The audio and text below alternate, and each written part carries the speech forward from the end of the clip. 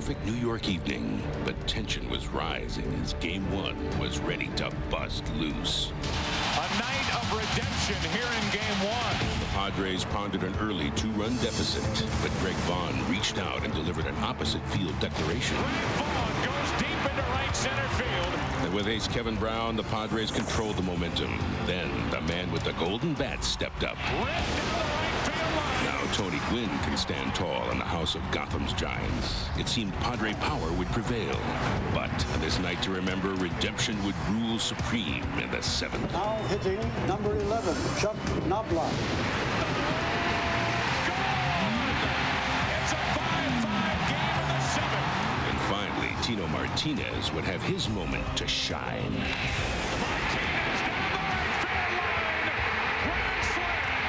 Although Game 1 didn't deliver on its pitching duel promise, two men put the past aside as they looked to make the future last. Now, with Game 2 upon us, the Padres must win as right-hander Andy Ashby searches for the answer. But El Duque digs in, and this man has no fear of the Fall Classic. Next, Game 2 of the World Series on Fox.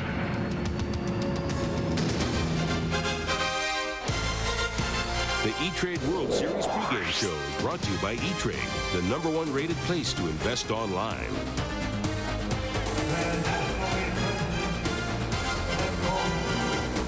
It's a gorgeous night for baseball at Yankee Stadium, and the postseason has always been unlikely hero time. And who in New York would have thought that Tino Martinez and Chuck Knobloch would have been the heroes of Game 1 for New York?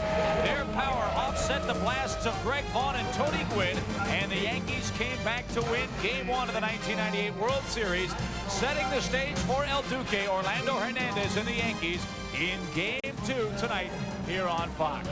Hello again, everybody. I'm Chip Carey. Welcome to the World Series and the E-Trade World Series pregame show here on Fox. As always, I'm joined by my partner, Steve Psycho Lyons. What a great ball game last night. The Padres had the lead. They had their ace, Kevin Brown, on the mound, but they couldn't seal the deal. The Yankees came back and won Game 1. And the Padres absolutely feel like they let one slip away from them. This was a game they probably should have won. They had Kevin Brown on the mound, 5-2 lead. He started that game with a sinus infection. He said he probably shouldn't have started at all. He was gassed when the game started. By the 5th, he had nothing. And then this ball off of Chili Davis's bat hit him in the shin.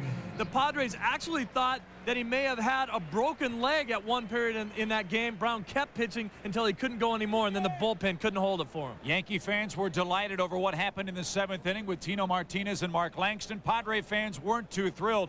Not so much with the home run, but the pitches that let the home run take place. Of course, Tino Martinez hit the grand slam on a 3-2 pitch. He crushed it into the upper deck. That gave the Yankees a 4-run lead. But a lot of Padre fans, and really a lot of fans in New York, thought Richie Garcia may have missed a strike 3 call. Well, let's set up that at-bat. There's the strike zone. First pitch from Langston was a breaking ball away for a ball. Second pitch, high fastball out of the zone. Then Langston comes back with a fastball on the outside corner for a strike. You can see it within the zone. Then Tino fouls one off. Now the 2-2. Looks like a pretty good pitch. In fact, that is strike 1. That pitch is ball 3. Pretty questionable. The big problem, the next pitch. 2 outs, bases drunk, full count, and the ball's in the seats for a grand slam home run. Now, a lot of people have been talking about that pitch, thinking it's a big controversy. They ought to stop talking about it. It wasn't that pitch that beat the Padres. It was the next one that ended up in the seats. Richie Garcia called 318 pitches in that game. Maybe he missed one. But there was 8 guys in that Padre lineup that went 1 for 4 or worse in the game. And there was a saying that my dad used to tell me early in my career as a kid. He said, an umpire will never beat you. I believe that to be true. Richie Garcia did not beat the Padres. They just didn't win it for themselves. And hey, how about Mark Langston? He said himself, I didn't execute, and that's why Tino Martinez hit the grand slam. Langston is absolutely right about that. So into Game 2's fray is tossed Andy Ashby, a man that really has turned his second half of the season around with great pitching performances against the Astros and the Atlanta Braves. Which Andy Ashby will we see? The Andy Ashby that went 16-6 at the start of the season, or the Andy Ashby that struggled so badly in the second half of the regular season? Padres are hoping it'll be the Ashby that was a Cy Young candidate, and they know all too well about the atmosphere of Yankee Stadium, and Ashby knows how that can affect a pitcher. Playing in the stadium, I heard it gets awful loud, and very, very crazy at sometimes. But, you know, you have to shut it out and do what you have to do on the field and let all that take care of itself. But, you know, like I said, the main thing is go out and try and do your job and not think about, you know, it's going to be hard not to think, well, you're pitching in the World Series because this is what you play the game for. But if I can go out and control my emotions early and get kind of settled in and do what I have to do and keep it close where I have a chance to win, then I feel very comfortable that we can go out and do that. Maybe the biggest start for Andy Ashby in his major league career. The Padres don't want to go back home in a 2-0 hole. Oh, this is a huge start for Andy Ashby, but he's always had great stuff in the National League. His problem was the fact that he didn't really have the heart or the attitude. That's what Dave Stewart has added to his game. Stewart keeps a close eye on him. That's the biggest difference between Ashby's previous seasons and this one. And something else the Padres need is not only a great start from Ashby, but Trevor Hoffman in the ballgame with the lead. That's something they did not have happen in Game 1. El Duque, Orlando Hernandez, what a story this man is. A refugee from Cuba, making a World Series start. You'll meet him when we continue on the E-Trade pregame show after this. Ball here at Yankee Stadium. Welcome back to the E-Trade World Series pregame show as we get set for Game 2 between the Padres and the Yankees. Hi again, everybody. Chip Carey along with Steve Psycho Lyons. One of the great stories of this postseason is the mystery man for the Yankees, Orlando El Duque Hernandez, a man that fled the oppression of his homeland of Cuba, floated to freedom, and now finds himself pitching in Game 2 of the World Series. Let's meet him now. He is a product of sports and politics. A Cuban legend that represented a country whose mask of self-esteem is the game of baseball. His island baseball career came to an end soon after his half-brother, last year's World Series MVP Livan Hernandez, defected in 1995. After 2 years of being banned from the game he loved, Hernandez decided the only way to survive emotionally and economically was to wager freedom against danger. Hold on to yourself, for this is gonna hurt like hell. Unsure if he'll ever see his family again, Hernandez left Cuba, gambling clandestinely in a weathered boat. Instead of surviving rough innings, El Duque had to survive rough seas, hunger, and shark-infested waters. Physically on the boat, we had a little bit of fear. And all we could do is ask God to guide us as he did. The boat landed safely in the Bahamas, and he became an instant baseball intrigue. I don't think any of us know how old he is. We really don't care. 28. 28? 29. He was signed by the Yankees and had success in what seemed to be a New York minute. Still, El Duque appeared withdrawn and sullen. I could be thinking about baseball. I could be thinking about my daughter. I'm serious. I'm sometimes happy inside, but I just have a serious form to me. In the beginning, he would try to get away from everybody, but right now he started beginning to know me. I started beginning to know him, so we have a great relation right now. I speak to my family regularly, and I've been able to grow a lot these past 2 years without baseball. Also grow a lot now that I'm here in the States and my family's in Cuba. But my 8-year-old daughter, she helps me along the way because she tells me, Dad, I know why you're not here. I know why you're there. It's because you want to play baseball and you have to play baseball to raise a family. So that helps me to get along. But because of language barriers, his messages don't always come across clearly. He likes to rag on you different, obviously a different language, and then you just look at him like, what? And he thinks he gets you. He's laughing at you. You got to find somebody around here to translate for him. By that time, it's all over. He's laying on the ground laughing at you. It's terrible. I don't speak English.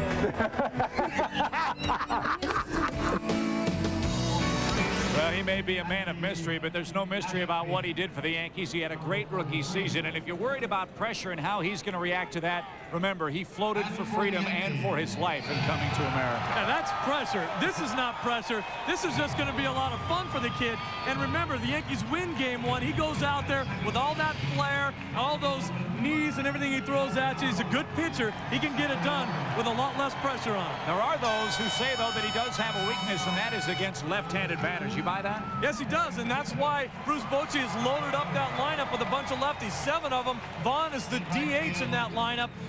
Lefties hit 100 points higher in the lineup than do right-handed hitters against him, and that's why you see so many. The only problem that does possess present itself for Bochy is the fact that if there's a pitching change, then he might have to make some changes in his lineup. So as we get set for game 2, Steve, your final thoughts. This obviously a huge game for the Padres, especially the way game 1 went to the Yankees. The Padres don't want to go home down 2-0, but how do you react emotionally to a loss like the one they suffered last night? Well, it was really tough, but you got to be able to make a comeback. Situation for the Padres is Andy Ashby has to throw some goose eggs up on the scoreboard very early, settle down, take this Yankee crowd out of the game, and then for those left-handed hitters in the lineup, they have to do what they're supposed to do, score some runs, and make sure they get ahead in this game, get to Hoffman. Well, folks, have fun adjusting your volume dial at home as we get set for game 2 of the World Series. The Yankee Stadium is rocking. When we come back, Robert Merrill will have our national anthem, we'll have our first pitch, and then it'll be game 2 of the Fall Classic coming up right here on Fox.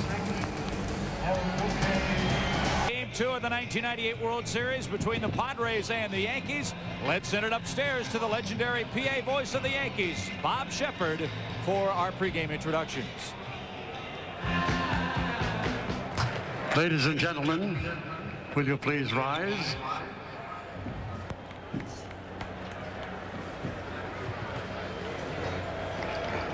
We direct your attention now to the area behind home plate and introducing once again Mr. Robert Merrill.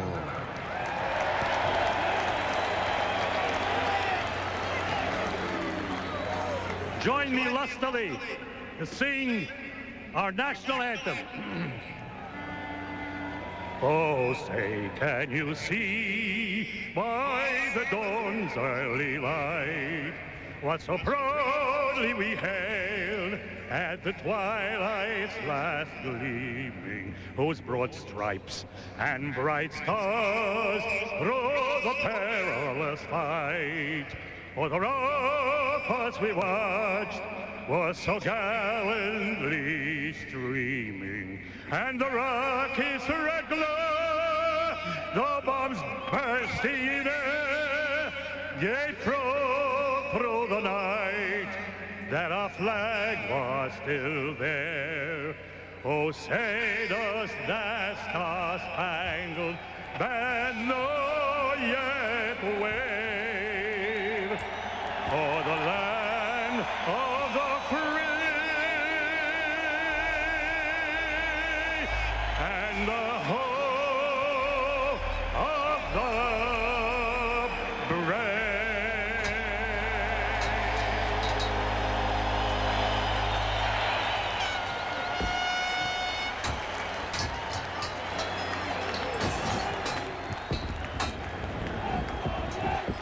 Robert Merrill with our national anthem here at Yankee Stadium. Of course, Yankee Stadium, one of the crown jewels in all of baseball, and its most special feature is Monument Park.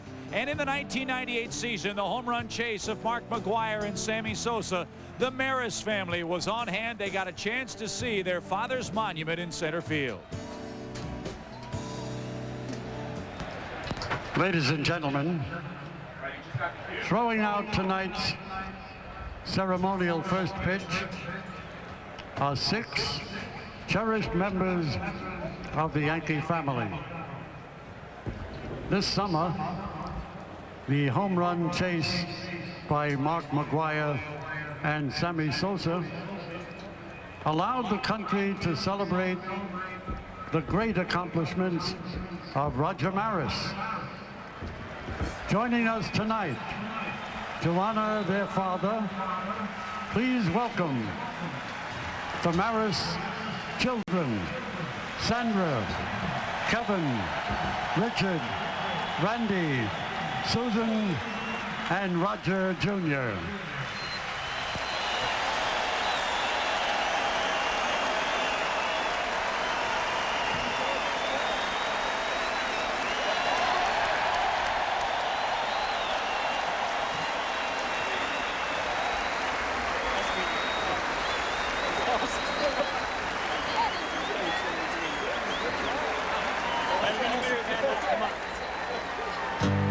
It's game time, folks, and it's great to see the Maris family back home here at Yankee Stadium. Stay tuned. Joe Buck, Tim McCarver, and Bob Brenly will have game 2 of the World Series after this timeout. Welcome back to the Bronx for the start of game number 2 of the 1998 World Series, the San Diego Padres and the New York Yankees. And welcome to the broadcast booth, everyone. I'm Joe Buck. The guys will join me in just a moment. Last night we came on the air before game 1 and talked about a couple of question marks surrounding the Yankee offense. What do? They get 2 big home runs, one hit by Chuck Knobloch, the grand slam from Tino Martinez. And as I welcome in my partners, Tim McCarver and Bob Brenly, Tim, this Yankee team won 114 games. They did hit over 200 home runs as a team, but for Joe Torre, it's still more of a get him on, get him over, get him in offense. Yeah, Joe, it's a lineup that's aggressive in the strike zone, patient on balls just out of the strike zone. They don't swing in a lot of bad balls. They run a lot of deep counts. They have a leadoff man's mentality, and it's understandable. 9 of the players on the Yankees roster were leadoff men. Tim Raines, of course, leading the group. Bernie Williams, the cleanup batter in tonight's game, with 245 games as a leadoff batter. They've had only 5 complete games thrown against them this year, and no wonder. They just wear that starting pitcher out. Which was bad news last night for the San Diego Padres and starter Kevin Brown. They wear him down. They get into the long relief corps for the Padres, and that's what coughed up the lead last night for San Diego. Now, that ability to run up those pitch counts has exposed a weakness that the Padres probably didn't even realize they had. Their bullpen was very strong during the regular season, ranked 4th in the National League, but look what's happened in the postseason. With the exception of Trevor Hoffman, the Padres bullpen has been ineffective at best. In a perfect world, Bruce Bochy would get 8 innings out of his starter and just hand the ball to Trevor Hoffman, but because of the high pitch count that we anticipate tonight from the Yankee offense, he's going to have to go to the middle relief, and that spelled trouble in the postseason. Tonight's starter for the San Diego Padres, right-hander Andy Ashby. He'll be opposed by the right-hander Orlando El Duque Hernandez for the Yankees. New York up 1-0. Game 2 comes your way from Yankee Stadium right after this quick timeout.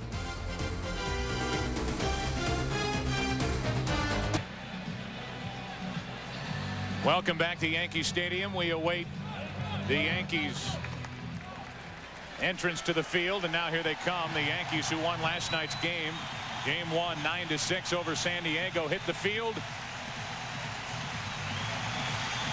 Led there by their left fielder, rookie Ricky Leday, and right in the heart of the diamond, the right-hander El Duque. Orlando Hernandez. A look at the Coors Light starting lineup for the San Diego Padres. Gilvio Veras leads off at second base. Tony Gwynn bats second and right field with the DH tonight. Greg Vaughn homered twice here last night in consecutive plate appearances. Ken Caminetti cleans up with Wally Joyner at first. Steve Finley in center field with John Vanderwall in left. Greg Myers, his first start in his history in the postseason behind the plate here in game number 2, and Chris Gomez at short batting ninth. The Yankee defense with Chuck Knobloch highlighted at second base. He made an error here last night, and he has committed 2 errors in this postseason. It is the same defense for Joe Torre, different man on the mound. Last night, David Wells. Tonight, the right-hander El Duque, Orlando Hernandez. A guy who is fun to watch and hard to hit. That high leg kick, very deceptive. What El Duque did, he came up with a good 4-seam fastball to confront left-handed batters. That was illustrated in his 4-0 win over the Cleveland Indians.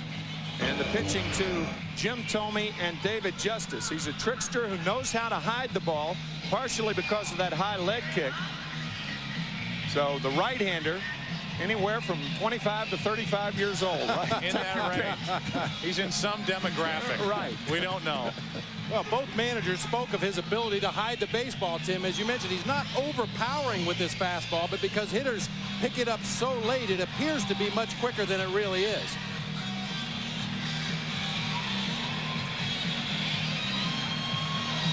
Well, El Duque pitched what was a crucial game for the Yankees for Joe Torre in Game 4 of the American League Championship Series.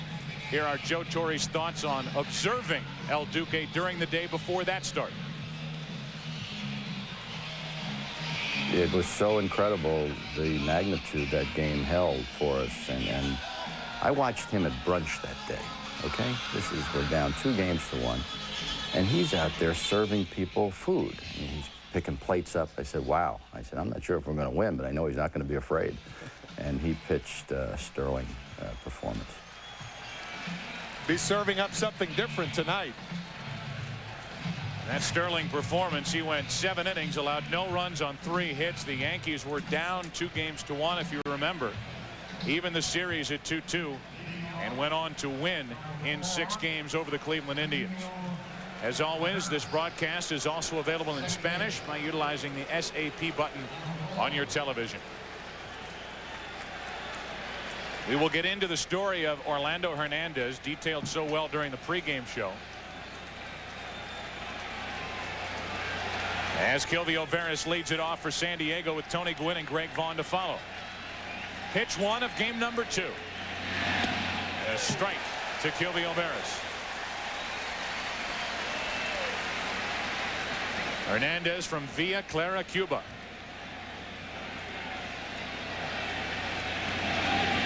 Big breaking ball for strike 2.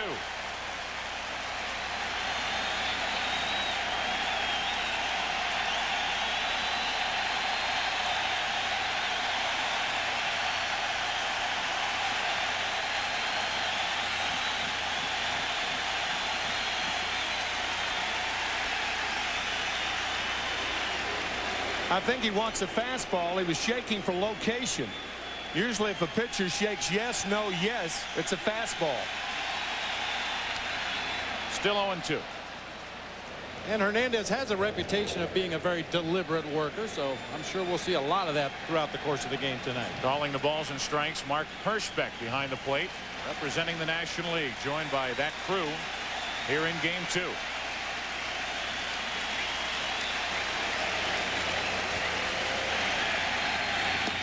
Good start for El Duque.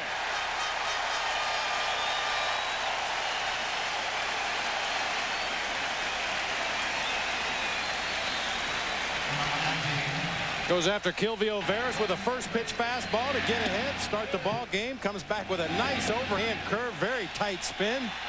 Veras able to foul off a heater on the outside corner, and then a shorter, sharper breaking ball for strike 3.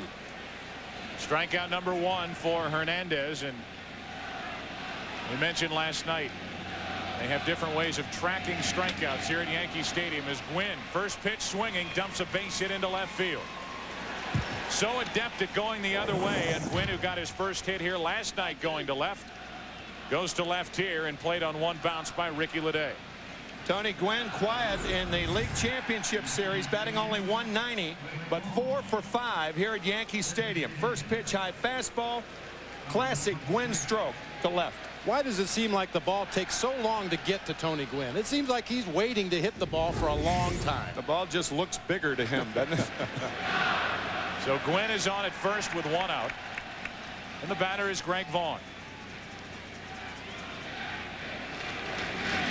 I mentioned last night Vaughn last year failed a physical, and the trade was reversed. Greg Vaughn was sent back to San Diego. What did he do this year? A career year, 50 home runs, 119 driven in. He hit 2 home runs in game 1. 1 ball, 1 strike.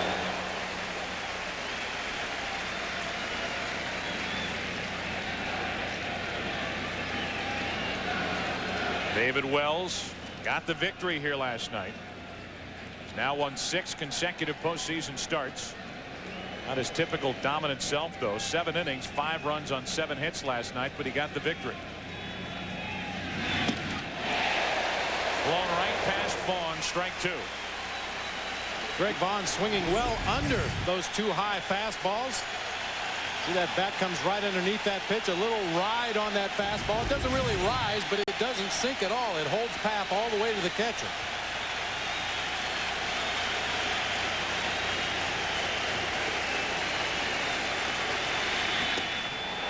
Just missed. 2-2. Now, the Yankees can't complain about that knee-high fastball. Not after last night. The pitch, a 2-2 pitch to Tino Martinez. That ball was low. Good call by Hirschbeck.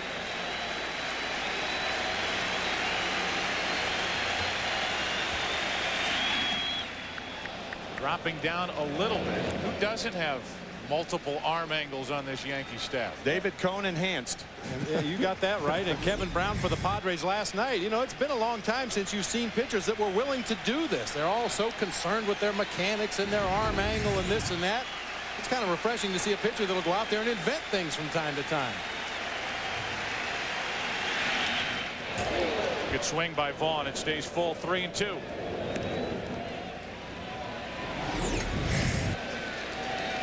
High leg kick, actually not that high on that particular delivery.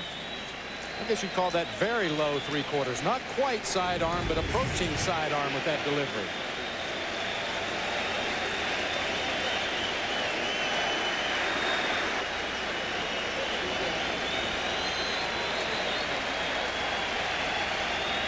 The rookie Hernandez is ready. A walk to Vaughn, and it's 2 on with only 1 out for San Diego here in the first inning. Veras struck out, Gwynn singled, Vaughn worked a walk. And now the cleanup hitter Ken Caminiti, who was 0 for 3 here last night, walks to the plate.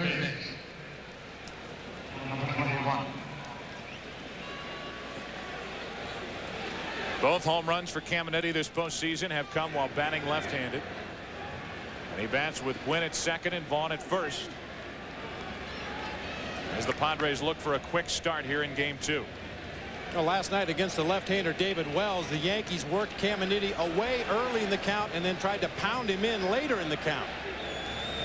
Jose Cardinal just brought Ricky Leday in a few steps in left field. Strike 1 to Caminiti. And if you think that's not important, we'll take you back to game 5 of the 1996 World Series when Jose Cardinal moved Paul O'Neill to his right about 3 steps to track down a ball hit by Luis Polonia for the last out of the game. That game won by Andy Pettit, 1-0. Strike 2 on Caminiti. There's usually a coach on every ball club that's responsible for positioning the outfielders, and they use the charts studying tendencies of hitters throughout the regular season. But after you've been positioned, many times outfielders don't move with the count, which is very important as well. When the pitcher's ahead in the count, the batter's more likely to be defensive and hit the ball to the opposite field. When the hitter's ahead in the count, he's more likely to pull the ball.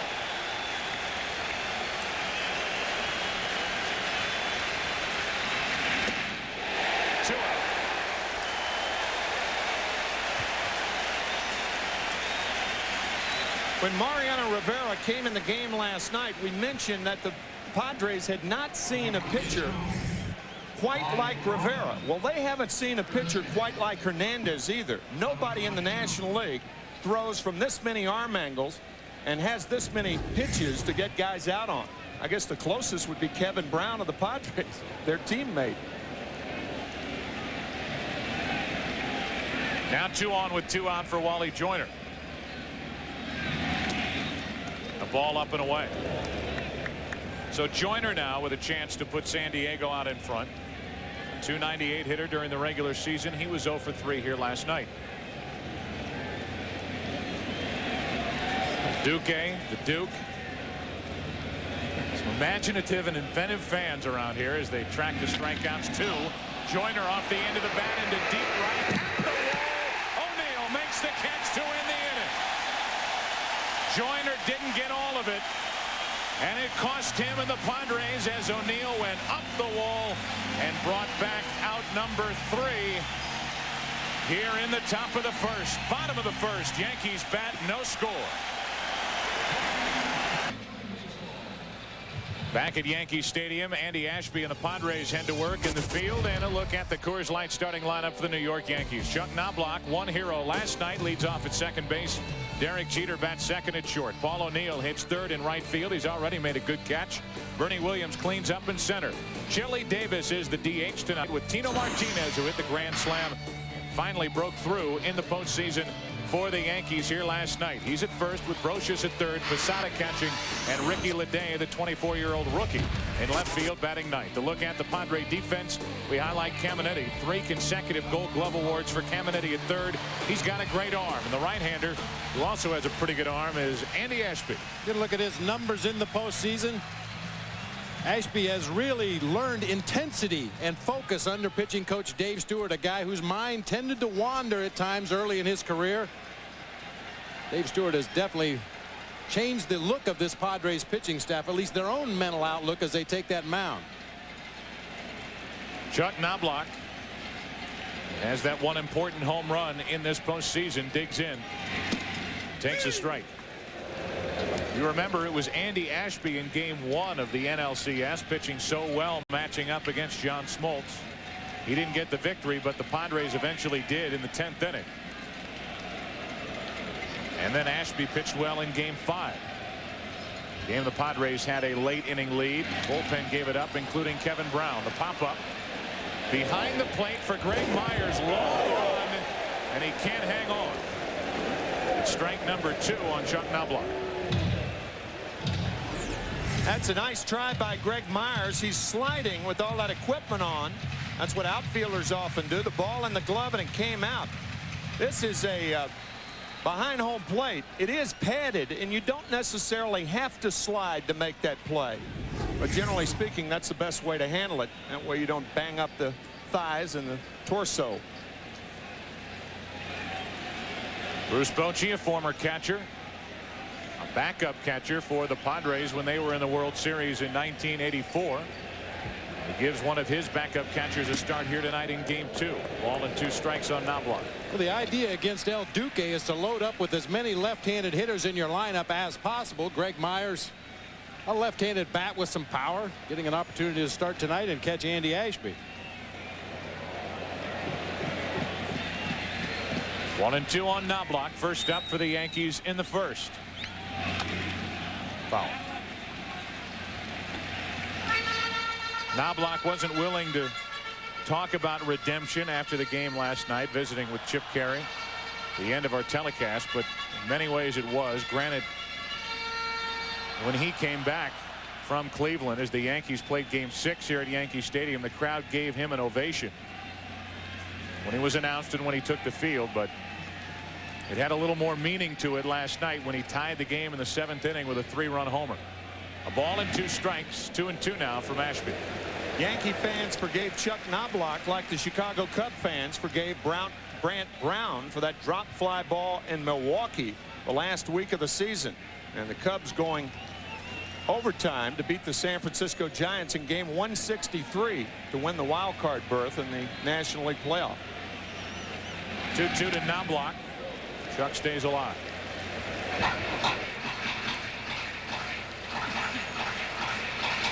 Hey, remember last night Carlos Hernandez had white fingernail polish on. Greg Myers has tape on the index finger and probably the rest of the fingers, I would assume, to make it a little easier for Andy Ashby to see the signs. Team manicurist went back to San Diego to get ready for the series out there, so it's just tape tonight. 2 balls, 2 strikes. Full count as Knobloch battles Ashby. It was 0-2. It's now 3-2. And this is that typical leadoff man mentality that the Yankees have. The deep count, 6 pitches already to Knobloch.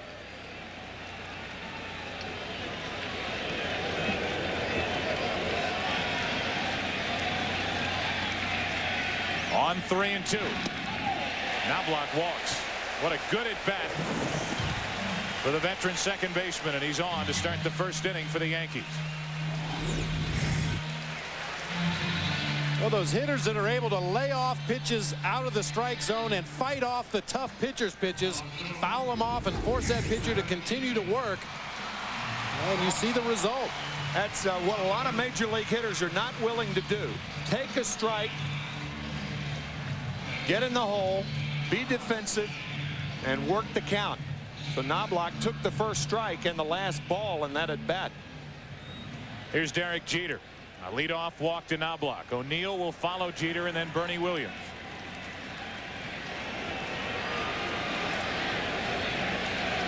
As now Andy Ashby tries to pitch around a leadoff walk. Knobloch during the regular season stole 31.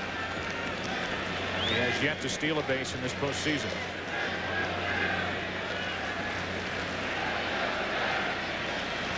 Signaling Willie Randolph to go through the signs again. Jeter looking at both Randolph and Knobloch as Chuck stays put. The pitch is low. Ball 1 to Jeter. A lot of things Joe Torre can do right here. Certainly the hit and run with the count in Jeter's favor is one option.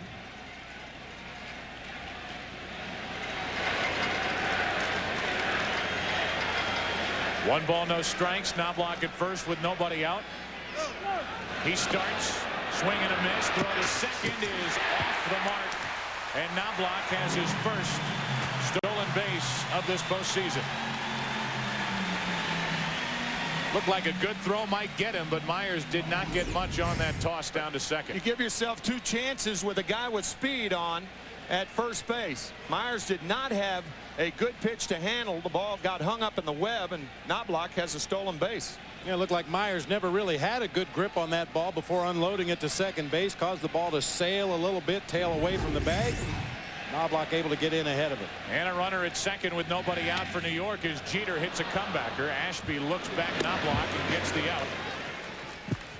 1 away, and Jeter did not advance the runner. That'll bring in Paul O'Neill, who went up the wall on the ball hit by Joyner. 2 on, 2 out, and this catch ended the top of the first. Well, Paul O'Neill does not get enough credit for his defense out there in right field. One of the best in the game. Able to go back on the ball, charge hard on balls hit in front of him. Very accurate, strong throwing arm. And just another great play there by Paul O'Neill. It's kind of the new old reliable around here for the Yankees. To go along with what you're saying, Bob, and he has re-upped another contract signed past this year now, and he bats with Knobloch at second, 1 out. He goes the other way. Caminiti with that good arm. High throw, safe, and here comes Knobloch. Joyner's thrown on made, 1-0 Yankees.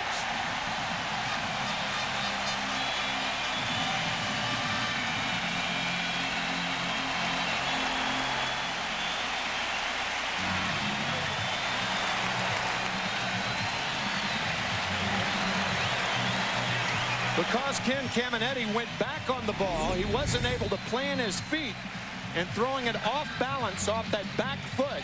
A hurried throw that is high, and Joyner, even though he got a glove on it, allows it to trickle away. O'Neill does not advance, but Knobloch does.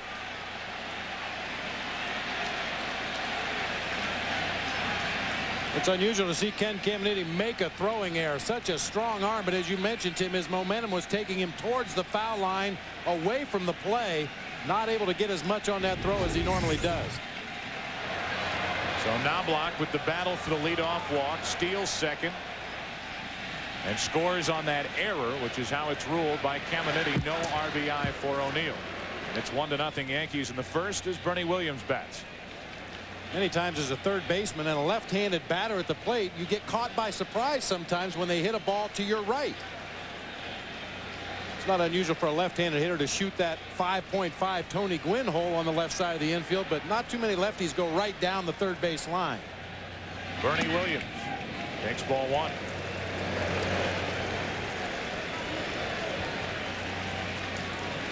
Tino Martinez, one of the heroes here last night for the Yankees.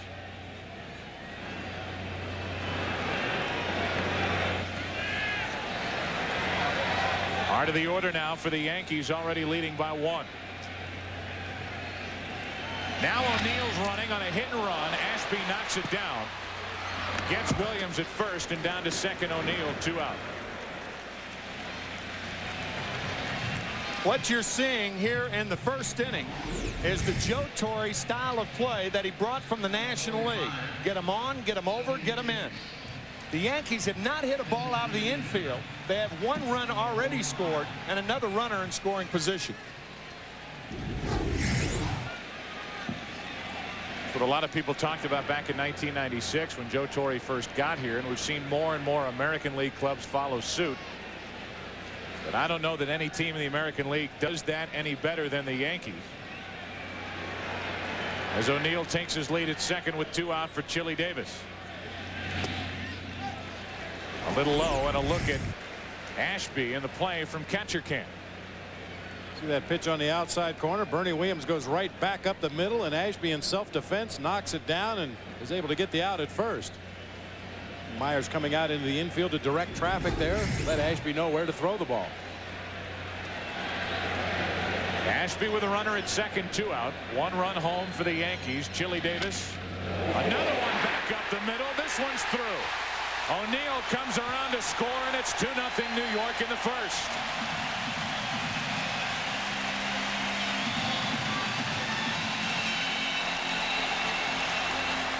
Get him on, get him over, get him in, and it's 2-0 Yankees here in the opening inning of game number 2.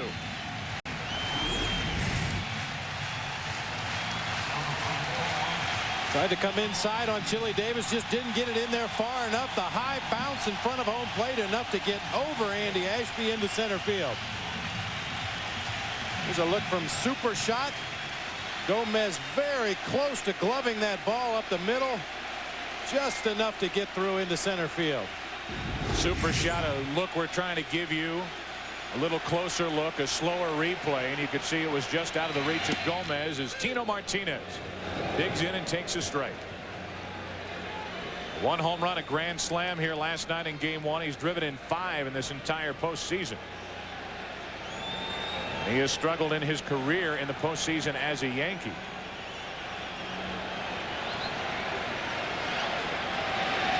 If Knobloch wasn't ready to talk about redemption, Tino Martinez, after taking this 2-2 pitch just low, did this. The grand slam to make it a 9-5 Yankee lead in a 7-run 7th inning. And Tino Martinez is more than willing to admit the relief he felt after pounding that pitch out of this ballpark. And a lot of times when you've been struggling at the plate, all it takes is one line drive or one ball hit right on the button to get that feeling back. The 1-1. Now Martinez set up at a ball and 2 strikes. This is the old killing them softly inning. A leadoff walk, a stolen base, ball back to the pitcher, an error by Caminiti, which allowed the first run to score.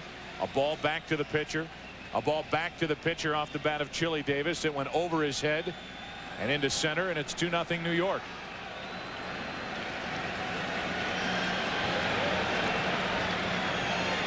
And now the 1-2 to Martinez, 2-2. 2 hit and run plays in this inning. The keys, even though one was a stolen base with Knobloch running and Jeter swinging and missing, and then the hit and run with Bernie Williams dropped by Ashby, but that moved Paul O'Neill over. The Bombers not living up to their name tonight. Still 2-2 on Tino Martinez. They ought to just call them the bottom liners, because that's all that matters. Find a way to get those runners around the bases and onto home plate and back in the dugout, and the Yankees have done that better than anybody this year. The Bronx Tricklers. 2 balls, 2 strikes on Tino Martinez.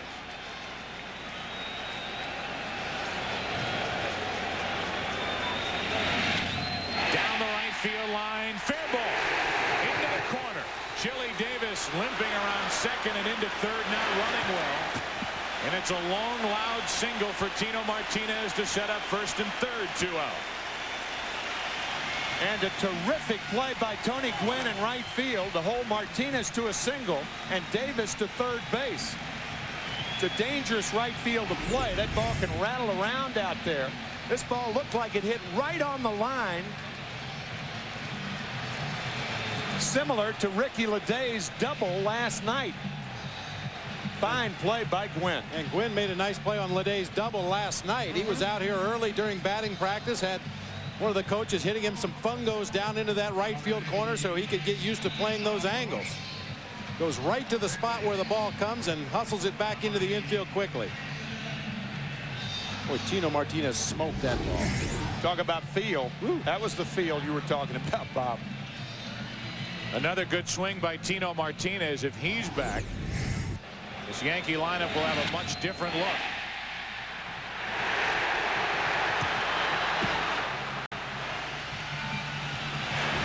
Here's a team, New York, that hit only .218 during the American League Championship Series, yet advanced because of pitching and defense.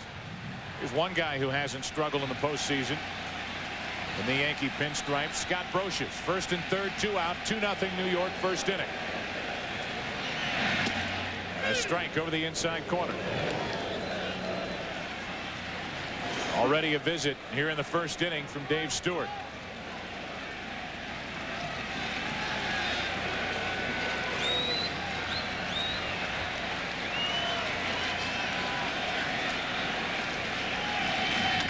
Brocious a base hit. It's 3-0 Yankees. Scott Brocious knocks in his 10th run of this postseason.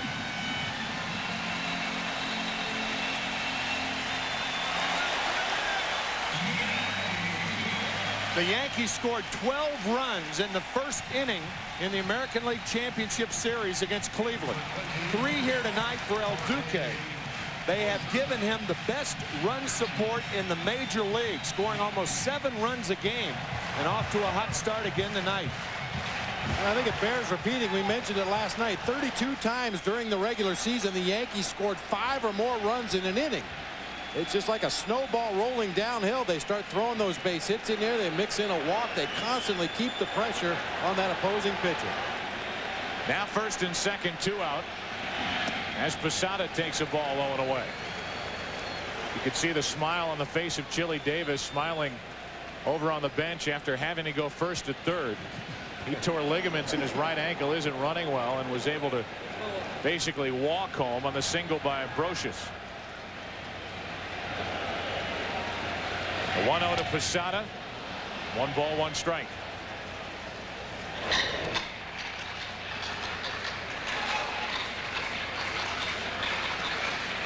Think back to how this inning opened with Knobloch drawing the walk. And remember the foul ball that Myers got to, had it in his glove and couldn't hang on.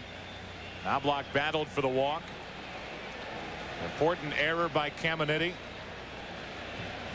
And a 3-0 Yankee lead with a chance for more. Strike 2, and Myers was crossed up. A ball and 2 strikes on Posada. You can tell by the way a catcher reacts. That pitch does something different than he was anticipating. Started to move the glove up and away, had to come back down to the middle of the zone to catch the pitch. Not only is that dangerous for a wild pitch or a pass ball, but you take a lot of strikes away from your pitcher. Right. Boxing balls like that when they do something you're not anticipating. It looked like Greg was looking for a tailing fastball and got a slider. Now the 1-2 pitch to Posada. Still 1-2 as Brian Boehringer, the ex-Yankee, cranks it up for the Padres out in their bullpen here in the first. Travel day tomorrow in this series. And then game 3 will come your way on Tuesday evening.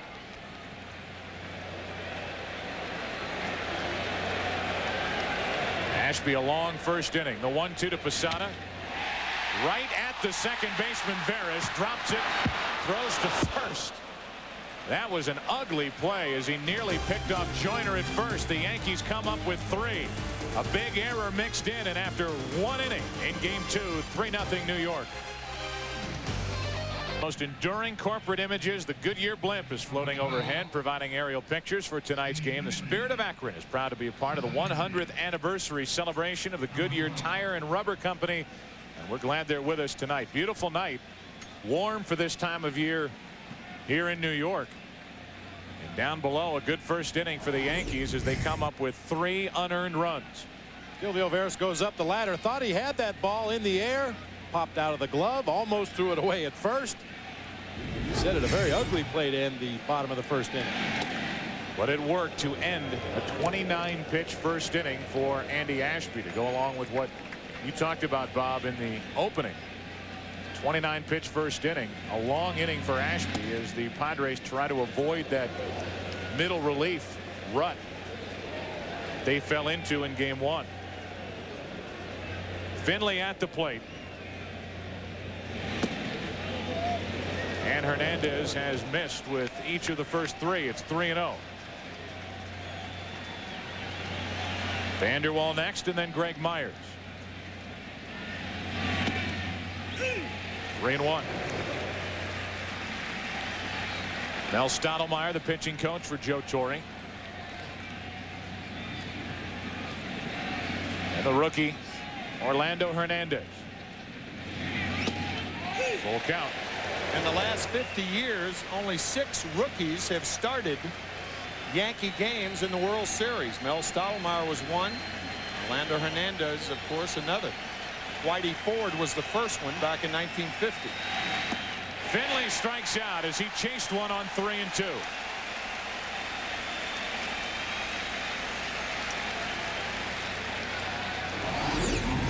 Nice comeback by El Duque here after falling behind 3-0. Comes back with 3 consecutive fastballs to get the swinging strike on Steve Finley, which is down low out of the strike zone.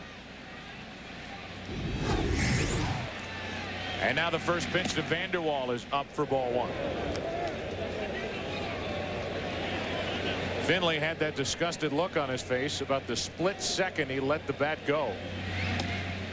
Going after that low pitch on 3-2. He's the first out. And now Hernandez behind on the count again. It's 2-0 on Vanderwall. 2-1. What an eventful LCS John Vanderwall had. The big throw to get Walt Weiss to Jim Leyritz in Game 3. And then the 2-run homer that put the Padres in front in Game 5. Only to see Atlanta coming back to win it. 2-2 now on Vanderwall. You want the throw, you get the throw. Vanderwall gunning down Walt Weiss in what could have been a 2-run inning or more. Leyritz hanging on the other end. I've already shown you catcher cam once tonight. It bit the dust right there. Vanderwall into left center field. That falls in for a 1-out hit. By the way, after Vanderwall made that play, the Padres would eventually come from behind and win Game 3 behind Sterling Hitchcock, who was the MVP of that series against Atlanta. Now Greg Myers, who has had just a couple of postseason at bats. He's gone deep in one of them in Game 5. Off the Atlanta bullpen to make it a 1-run game. That was the game that ended 7-6. He came off the bench and belted a home run. And here he is with his first at bat with Vanderwall at first and 1 out.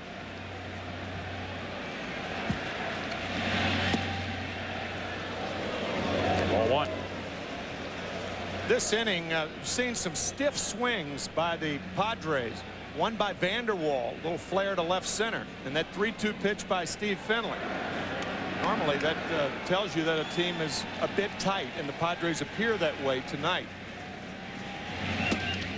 Fastball for a strike, 1-1. And Caminiti with a similar swing in the first inning when he struck out on a fastball down and in, which is his power zone. Took a very stiff, awkward swing at that pitch.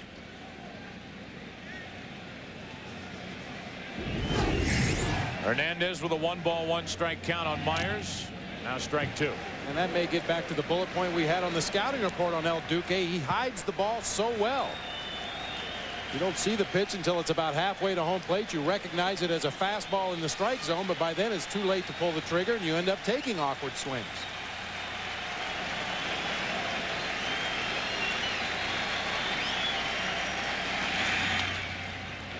Myers the pop-up behind second. Bernie Williams on to make the catch. 2 down. Kevin Towers, the senior vice president, general manager of the San Diego Padres. Many would vote for Jerry Hunsaker of the Houston Astros in the executive of the year category. Even get some votes around here for Brian Cashman, the job that he has done. Not panicking and making the trade for Randy Johnson, sticking with what he had. But a guy who also deserves consideration is Kevin Towers for the work he has done, helping to build this Padre team. 1 on, 2 out. Gomez, ball 1. And a lot of incremental improvements in the Padres ball club. The addition of Greg Myers, a left-handed hitting catcher. The addition of John Vanderwall, a very solid pinch hitter from the left side of the plate. We got Vanderwall on the last day of August, a month after the trading deadline. Vanderwall had cleared waivers, and it's one of those for a player to be named later deals.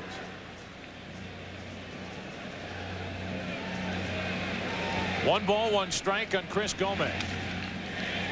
Strike 2 as Hernandez tries to get around a 1-out single by Vanderwall. I think it's interesting. You look at this Padres team, they only have 2 homegrown players. Joey Hamilton and Tony Gwynn, guys that were drafted by the organization, came up through the organization. There are more players who are homegrown Yankees on the Padres roster than there are Padres homegrown. Twice as many, 4. A ball and 2 strikes on Gomez. Wouldn't chase it. 2-2. course, Brian Boehringer, Sterling Hitchcock, Jim Leyritz, and Ruben Rivera all came up through the Yankee system before moving on to the San Diego Padres.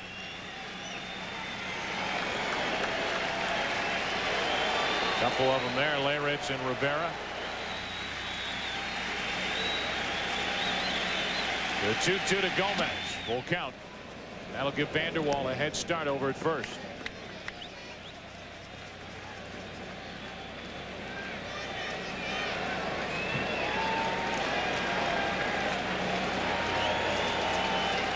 Chris Gomez, the number 9 hitter for San Diego.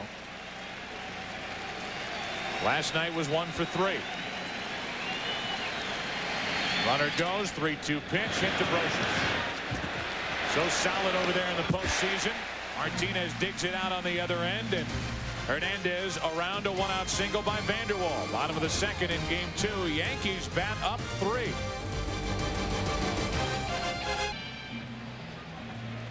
Bottom of the second, 3-0 New York. Number 9 hitter Ricky Leday, who didn't act like a number 9 hitter here last night, leads it off against Ashby and strike 1. Last night, Ricky Leday, the rookie,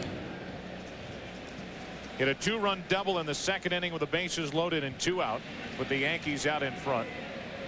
Later had a single. After that, a walk and a run scored in the 7-run 7th. Leading off here in the second, he has a 1-1 count. Here's the double against Kevin Brown in the second inning, just fair down the line, and it gave the Yankees a 2-0 lead.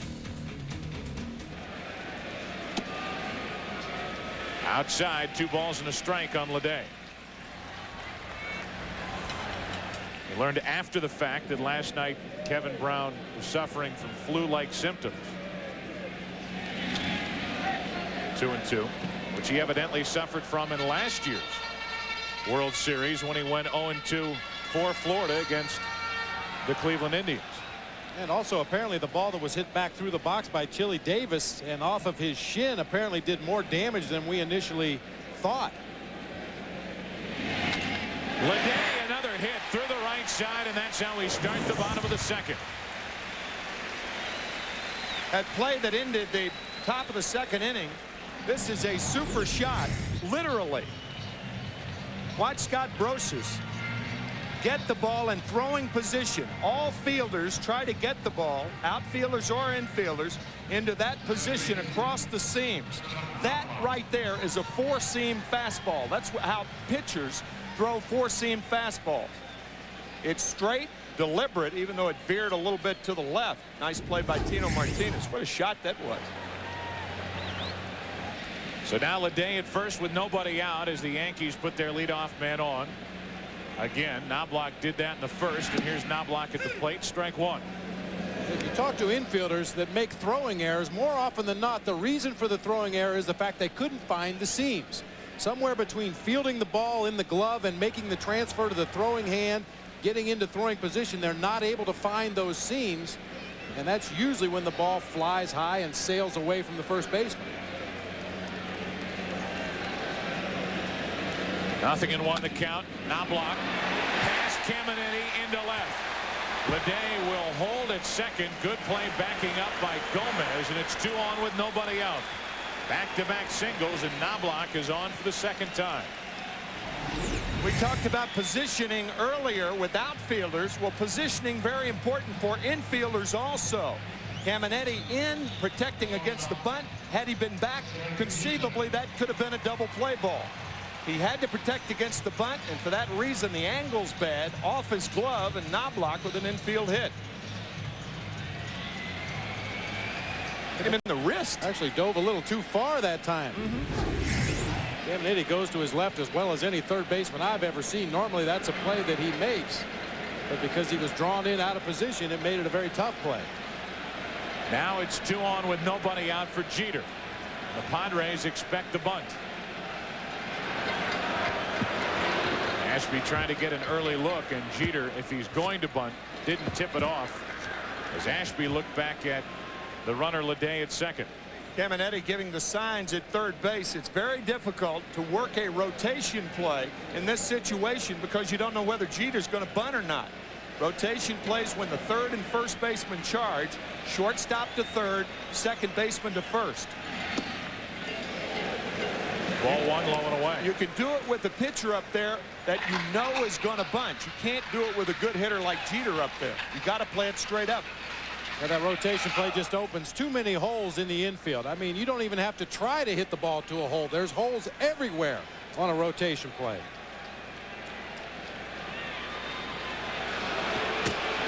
No tip-off by Jeter there either as Ashby looked back at Ledet. Jeter put down 3 sacrifice bunts during the course of the regular season, but with a 3-0 lead, maybe Joe Torre's going to roll the dice and let Jeter go ahead and swing away in this situation, try to drive in a run. Now he's going to bunt, pulls back from ball 2, 2-0.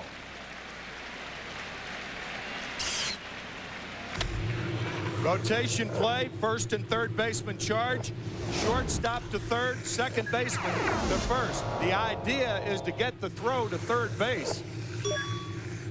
And sometimes you complete that third to first double play. Like an electronic chess match.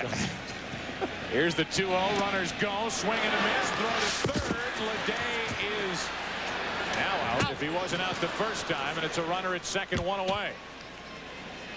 So that is the ultra aggressive play. They go from the straight swing to the bunt to the hit and run with 2 on, nobody out. And Jeter missed the pitch. Outstanding throw by Greg Myers. He threw a bullet to third base. Tough pitch to handle. Caminetti in front of the bag, missed the tag initially, but not now. Ken Caminetti on tag plays at third base, plays it like a catcher at home plate. He will drop that knee. He felt he was closer to the base when he dropped that knee. At this point, there's no way Ricky Ledet is getting back to third base. Now Jeter to the right side, under the glove of Veras. Here comes Knobloch, no throw, and it's 4-0 Yankees in the second.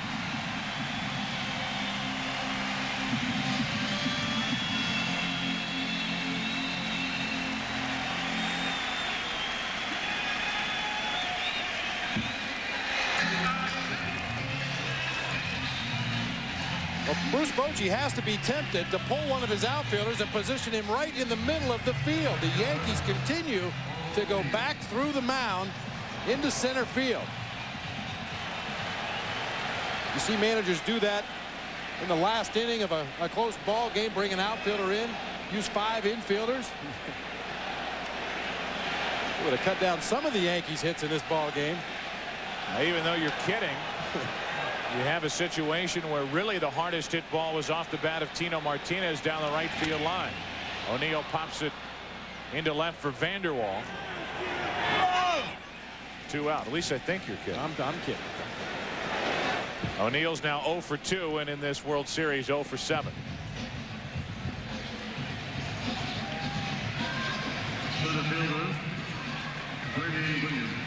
Here comes Bernie Williams. Not much in this postseason for Williams, who is staring free agency squarely in the face at the end of this World Series. The Yankees will have just over 2 weeks to negotiate with Williams exclusively before he is out on the open market if they can't get anything done. 1 on, 2 out. And a strike to Bernie Williams. Constantly asked the questions about free agency and about where he could end up, and while he answers the questions, they're short answers, and then he usually follows that up with, but it's not something that I should be thinking about right now. Runner at first, 2 out, and an 0-2 count in a hurry on Bernie Williams. Usually with speed on first, a guy like Joe Torre will give Bernie Williams a chance to hit up to 2 strikes, but then turn him loose with the count 0-2. One of the big reasons for that is the pitcher will try to waste a pitch on the 0-2 or 1-2 count. You may get a ball in the dirt to run on.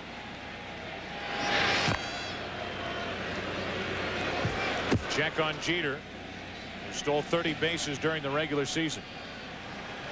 It's a 4-0 Yankee lead, much to the dismay of Dave Stewart. It's got to be frustration on the part of Andy Ashby. He misses outside, 3 unearned runs in the first inning. 1 run on 3 singles here in the second.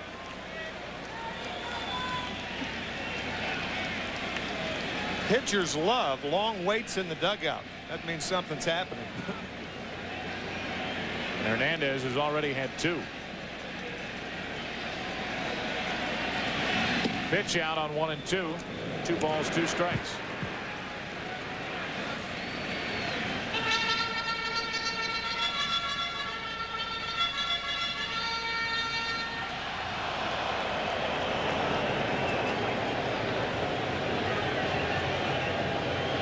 Two balls, 2 strikes, 1 on, 2 out.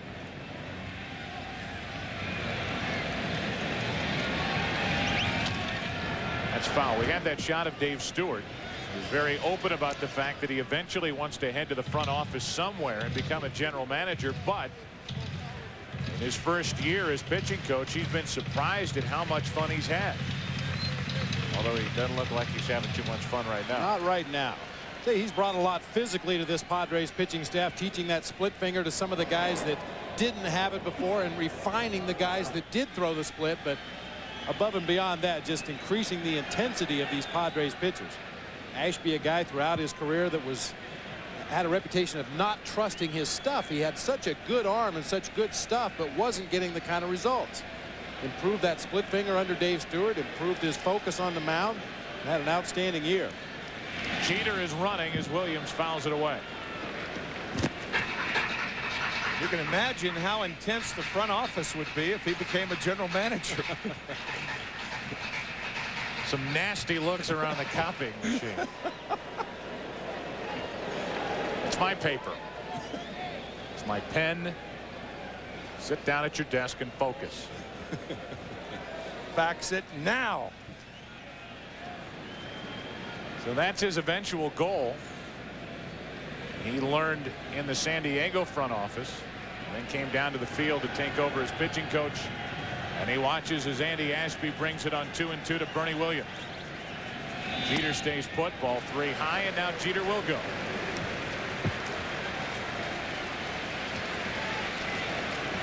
So Andy Ashby, who has been very good in this postseason, at least in the NLCS, with 2 strong starts against Atlanta. Not too sharp here in the first couple of innings. Well, the defense let him down in the first inning. A couple of hitters have battled from 0-2 to 3-2, and that's the case with Bernie Williams here.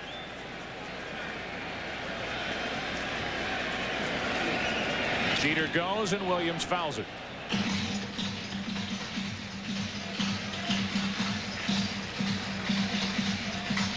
It's hard to remember that Derek Jeter is only in his 3rd full year in the big leagues. See him talking to the second base umpire, Dana DeMuth. Had over 200 hits during the regular season. It's better and better defensively at short. He's already one of the best there. And he has handled New York extremely well. He will go on the 3-2 pitch to Bernie Williams. Into right center field. Well hit at the track, at the wall. Goodbye. 2-run homer, Bernie Williams. And it's 6-0 Yankees in the second.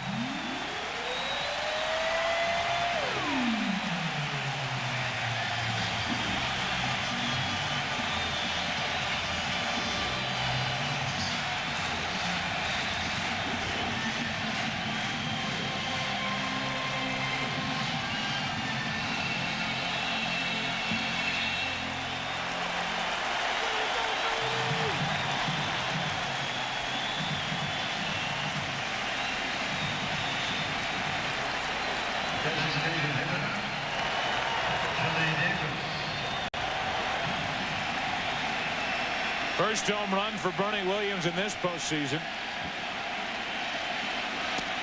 Chili Davis takes a ball low and away, and for Andy Ashby, it's the second he's allowed since the curtain came down in the regular season. And on the 50th pitch in an inning and 2/3, the Yankees increased their lead. Wow. The 1-0 pitch to Chili Davis.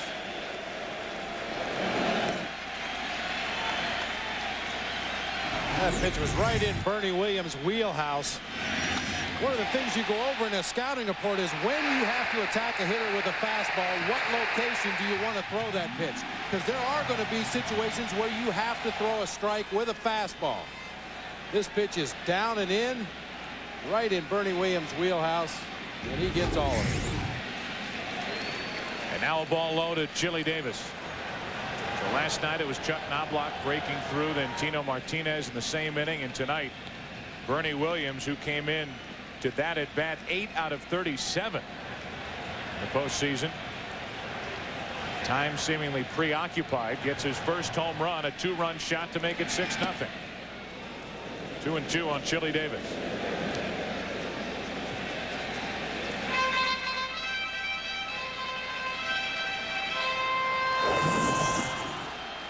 In good company for Bernie Williams. Most career postseason home runs. He gets his first of 1998 and the 9th in his career, although with many more chances compared to those on the list in front of Bernie Williams. Chili Davis strikes out. It's the first strikeout for Andy Ashby, but 3 more runs for the Yankees. They lead by 6. Back after this from your local Fox station. Melrose Place's Rob Estes and Kelly Rutherford are enjoying the World Series Game 2. But tomorrow night they'll jump into action when Fox raises the hemlines for Miniskirt Monday. Don't miss it tomorrow night on an all-new Melrose Place. I think it's one Yankee hat that they're all passing to one another to make their World Series debuts. Last night, Callista Flockhart is here along with many others. Ball 1 to Kilvio Veras. Now strike 1. 1-1 on the leadoff hitter. Veras with Gwynn and Vaughn to follow.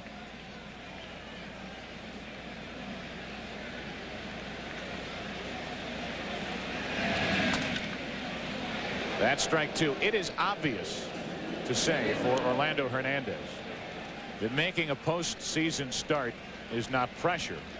Pressure is climbing into a makeshift raft and leaving your family behind in your home country to battle the seas and try to eventually end up in the big leagues. That's obvious. But in a way, it almost degrades the type of pitching and the type of baseball and competition that he was involved in his homeland in Cuba. I mean, you're looking at the top pitcher on the Cuban national team with heavy pressure situations and a guy who won 129 games and lost only 47. As Veras fouls it back 2-2. I mean, you talk about Cuba, guys. It's to some the cradle of baseball in the Caribbean, and baseball dates back into the 19th century. And they don't take those games any more lightly than we all take the World Series, as Hernandez has been involved in intense situations on the mound before in his life. But this is not pressure compared to his journey here eventually to Yankee Stadium as he strikes out Kilvio Veras, 4th strikeout. And the first out here in the 3rd inning. In walks Tony Gwynn, and here are his thoughts on playing in historic Yankee Stadium. This is history. You know, this is where, you know, Babe Ruth played. This is where Joe DiMaggio played. Lou Gehrig. I mean, there's been so many great Yankees to play here. And when you turn the corner and you see Babe Ruth, you know, it's Babe Ruth. And so it hit me pretty hard. As you start to walk around, you see Mickey Mantle, Yogi Berra, Thurman Munson, and on and on and on. It's almost like being at the Hall of Fame. Place where Tony Gwynn will eventually end up in Cooperstown. If he has been in awe, it hasn't shown at the plate. He's already 1 for 1 tonight in the series, 4 out of 5. There's the monument for Babe Ruth.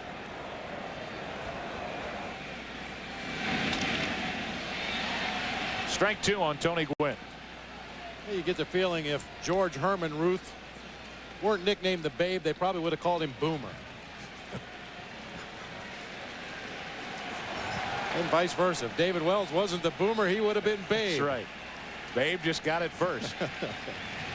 1 out, nobody on. A ball and 2 strikes on Gwynn. 2-2. It's neat to hear a guy like Gwynn and his respect for baseball history, and we talk about Wells and his respect for baseball history, and particularly Babe Ruth in the Yankee tradition. As Gwynn pops it into left field for Leday. 2 out. So few players, young players in any professional sport, know so little about the history of that sport, and that's not the case with Gwynn or Wells. San Diego trying to build a tradition. It's going to be a long time before any team builds the tradition that the Yankees have built. The 90th World Series game played here in Yankee Stadium. Team of the century? Well, don't know yet. They've had 23 world championships. 23rd they owned back in 1996. And when you make the comment, Tim, about you don't know yet, you're talking about this version of the Yankees, the 1998 team. As Vaughn pops it up down the left field line for Jeter, and the Padres go in order in the third. Bottom of the third inning rolls around. Yankees bat. Martinez, Brocious, Posada coming up. 6-0 Yanks. Andy Ashby back to work, back to the hill. Bottom of the third inning with the bottom part of the order coming up. 6, 7, and 8 for the Yankees, starting with Tino Martinez. He starts with ball one.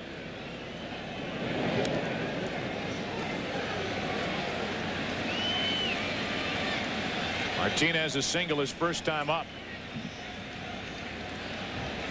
His last couple of swings have been awfully good. 1 ball, 1 strike.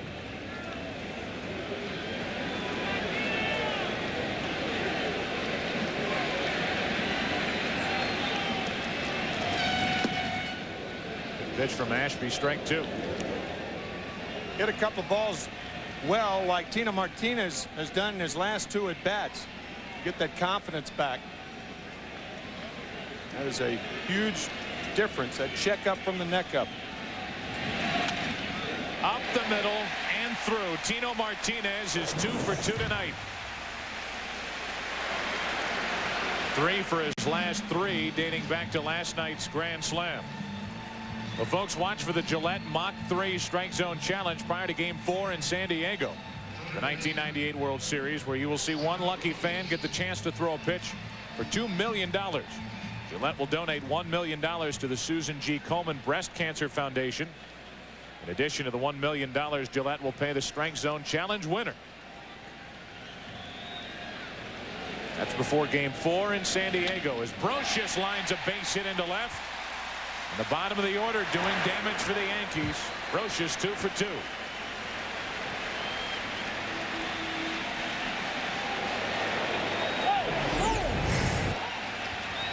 Which was up around the letters to Scott Brocious. Jumps on the first pitch he sees, lines it into left field.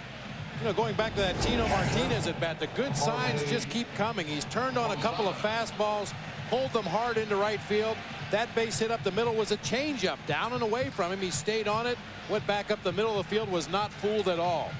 And an awkward situation always for a catcher when he's told by the bench. You could see Dave Stewart telling Greg Myers to go out and talk to him. Here it is right here, trying to get his attention. Look at Dave Stewart on the left of your screen, going out to talk to him, and that puts try to build up the confidence between the pitcher and the catcher, and that doesn't help. 2 on with nobody out. Posada to Veras. They get the middleman and turn them both. 4-6-3. And it's a runner at third with 2 down. A nicely turned double play between Veras and Gomez. Second baseman usually tries to give the shortstop a throw to the outfield side so he can elude the runner better. Nicely done by Veras. Very deliberate throw. Outside part of the bag and turned nicely by Gomez. And the reason Veras could be a little more deliberate on this play, he knew who was running. Got Jorge Posada, the catcher, running down that first baseline. Does not have the best speed on this Yankees roster, so he took his time and made sure to make a good throw. A ball now to Ricky Leday, who's a mere 3 out of 4 in World Series play.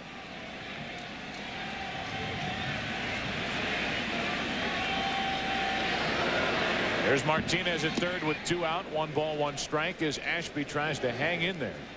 The Yankees leading by 6 here in the third.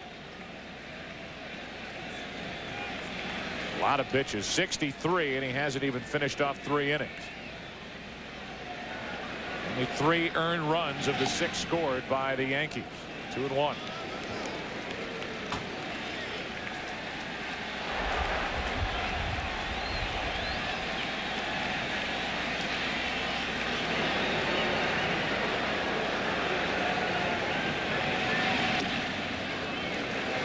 Missing outside, 3-1 on Leday.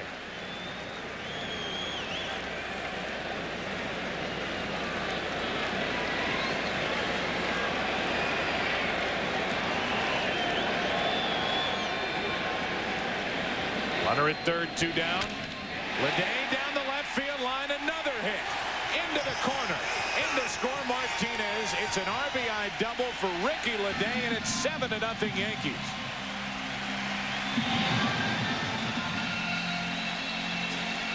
Ricky Leday has had 6 plate appearances in this World Series, and he has reached base 6 times.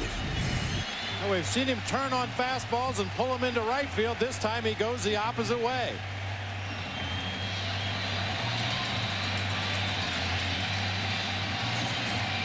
Right now for the Yankees, 7 is the number. It was last night. 7 runs in the 7th inning. And they have already knocked out San Diego starter Andy Ashby with 7 runs on 10 hits. We're in the 3rd.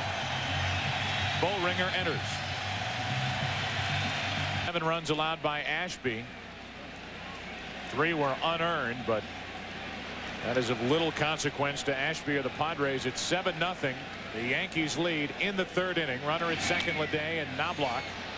Strike 1. Ryan Bullringer, the new pitcher for the Padres.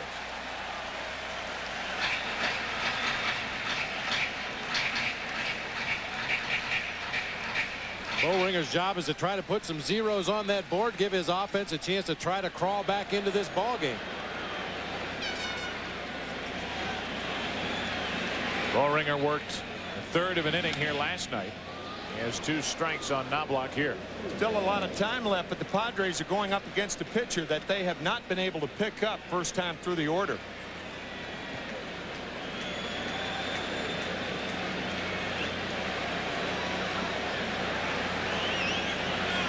There's your 7 runs. 6.9 per game for the Yankees in support of Orlando Hernandez. They've scored 7. Runner at second, 2 out. 3 consecutive foul balls off the bat of Chuck Knobloch. I guess Padre fans can go back to the 1996 World Series when the Atlanta Braves beat the New York Yankees in the first 2 games here at Yankee Stadium, 12-1 and 4-0. And then went down to Atlanta and won 3 in a row, did the Yankees, and clinched it back here in Game 6. The 0-2. Ball and 2 strikes to Knobloch.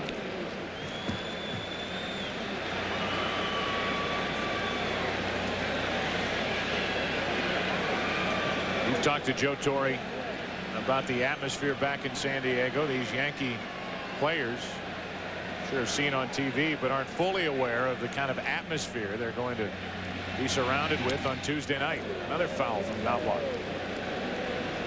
As electric an atmosphere as we have seen here at Yankee Stadium or at Jacobs Field in Cleveland.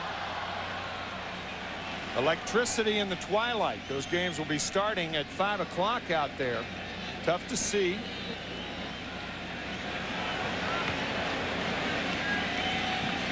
Runner at second, Leday, 2 out, a ball and 2 strikes on Knobloch.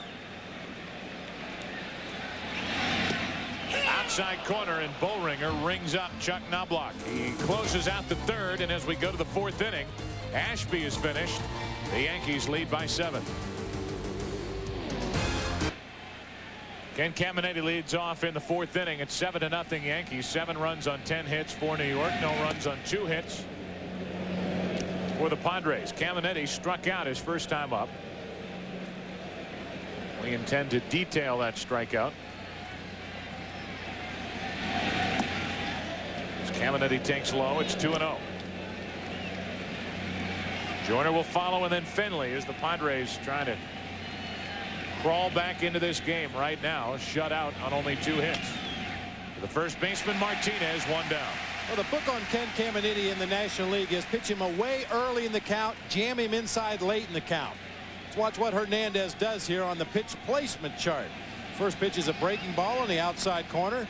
Comes back with a sinking fastball on the outside corner, and then in the 0-2 count, a four-seam fastball down low and inside, and the very stiff, awkward swing by Caminiti. Obviously locked up with that fastball inside. Caminiti now 0 for 2 after lining out to first. To start the fourth, Joyner takes ball one low.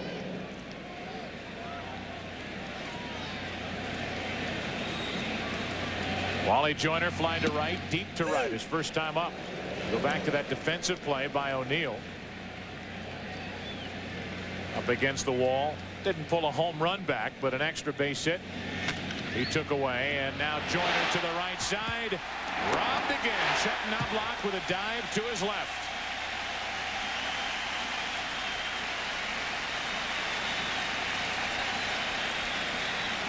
Our Aflac trivia question here in the fourth inning. The Padres and Yankees have combined for 5 home runs. They did that last night. What is the record for most home runs combined in a World Series game? Last night it was 5. 2 out, nobody on as Finley rips it foul. First, Paul O'Neill robbing Wally Joyner, and now Chuck Knobloch held on to the ball when he hit the ground and made the throw. Nice play. That's not always an easy play for a second baseman. They use such a small glove. There's very little pocket there. Many times when they hit the ground, that ball will trickle out of the glove, but that time Knobloch able to hold on. To the right side again, Tino Martinez to El Duque for the out. Score it 3-1. That's 8 in a row retired by the rookie right-hander. Yankees lead by 7. Bottom of the fourth. Bottom of the fourth inning as we check out Scott Wolf. Stars in Fox's Wednesday night drama Party of 5. He co-stars with 2 young actresses. They're in movies today, Neve Campbell and Jennifer Love Hewitt. Party of 5 returns Wednesday, October 28th, right here on Fox. Starting to realize that it's a good thing that Fox has a couple of animated hits, or none of us would get tickets.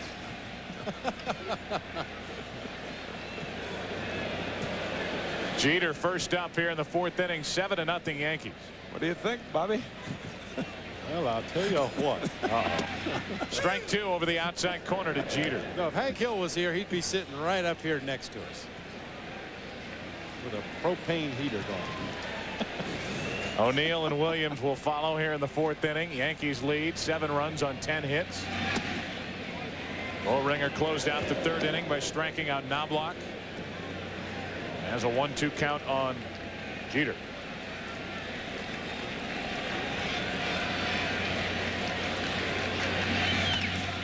Up the middle, off the glove of Gomez and into center. Jeter's 2 out of 3 as he starts the fourth inning with a single. Our Aflac trivia question. The Padres and Yankees combined for 5 home runs last night. It's the record for the most home runs combined in a World Series game. Game 7 of the 1960 World Series. That's my guess. 1989 series. I was there in uniform. Wasn't on the active roster, but I was on the bench for the Giants when Oakland pounded 5 home runs. The Giants hit 2. And that's our Aflac trivia answer. 7 home runs total. Game 3 of the 1989 World Series. A series Oakland won 4 games to none. That was the Earthquake series. Last night, the 9th anniversary of that horrible happening in San Francisco.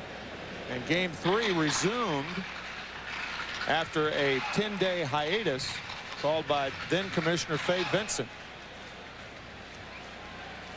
That is a change-up grip right there.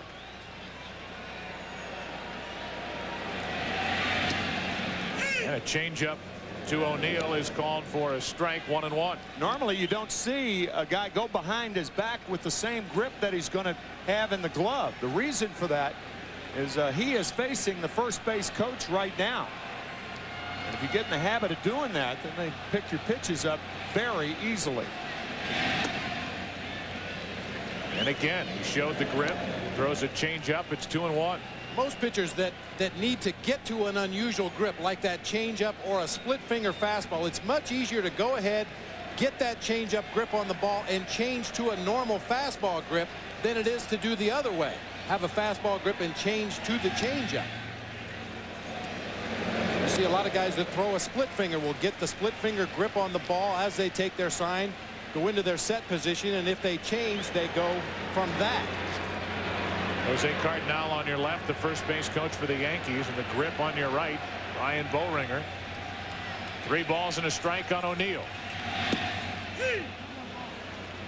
Full count, 3-2. Our center field camera so many times has picked up Greg Maddux, who is a master at changing those fingers around. The index finger, the middle finger, and the ring finger. You can almost see his fingers doing his thinking for him. 3-2 on O'Neill. Jeter is running, and O'Neill chops to short. Padres will only get 1 out at first by starting the runner. The Yankees avoid the double play, and it's Jeter at second with 1 out. That'll bring in Bernie Williams, who went deep. His first postseason home run in this action for the Yankees as he took one low and rode it over the wall in right center field. And gets his first of 1998. 1 out of 2 tonight.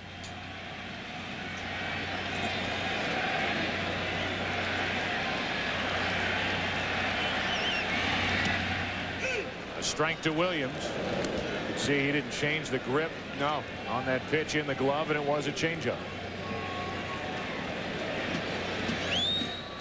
There are different ways to throw the changeup. Some pitchers use the circle change where the index finger and the thumb come together. They throw it with their last 3 fingers, not Boehringer. Very important to have the same arm motion with that changeup.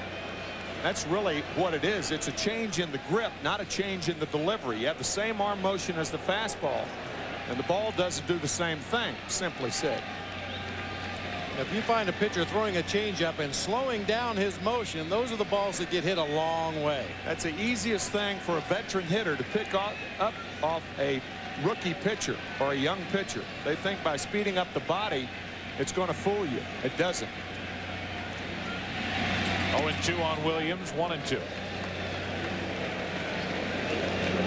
Boehringer starting with that changeup grip behind his back.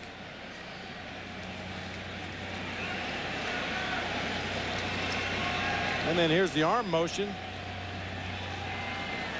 Everything the same as a regular fastball. But with that grip, there's no way you can throw it with the same velocity as your fastball.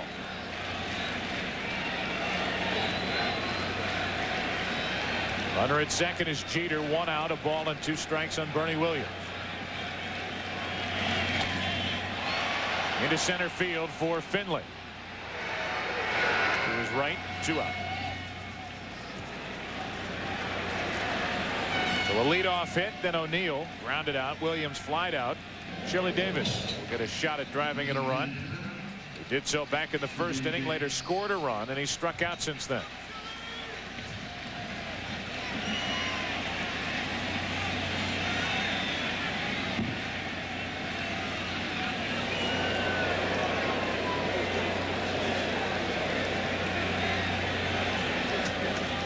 Ashby still watching from San Diego dugout as Boehringer brings it to Chili Davis.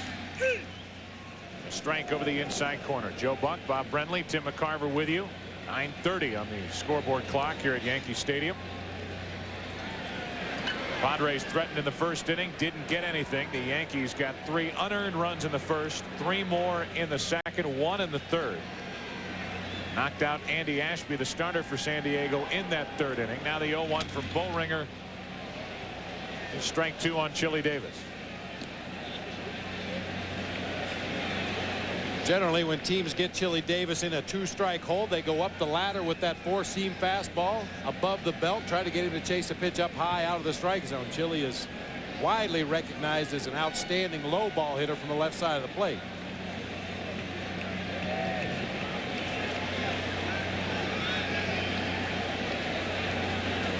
Myers and Bullringer having trouble getting together on a sign. And it always takes a little longer with the runner at second base. As a catcher, you have to go through a series of signs so that runner at second doesn't relay to the hitter what pitch you're going to throw. Here's the 0-2. Ball and 2 strikes. The San Diego Padres last night fell behind early, battled back, had a 3-run lead as late as the 7th inning. And then a 7-run 7th inning was stunning for the Padres, electrifying for the Yankees. And here they are with 7 runs already in game 2. 2 balls, 2 strikes on Chili Davis. Thing about the Padres coming into last night's game, they had won 5 of 6 games in the playoffs on the road. The only game they lost was that game in Houston, 5-4 on the Bill Spires hit. That was game 2 of the division series. Here's the 2-2 to Davis. Do it again. Then you've got the Yankees, who took care of the Texas Rangers, dominating pitching. Went through Texas 3 and out, allowing only 1 run along the way. And at one point trailed 2-1 in the ALCS against the Indians, with tonight's pitcher Hernandez on the mound. Battled back 2-2 and then won the next 2. One in Cleveland, one here at Yankee Stadium to move to the World Series. The 2-2 to Davis, 3-2.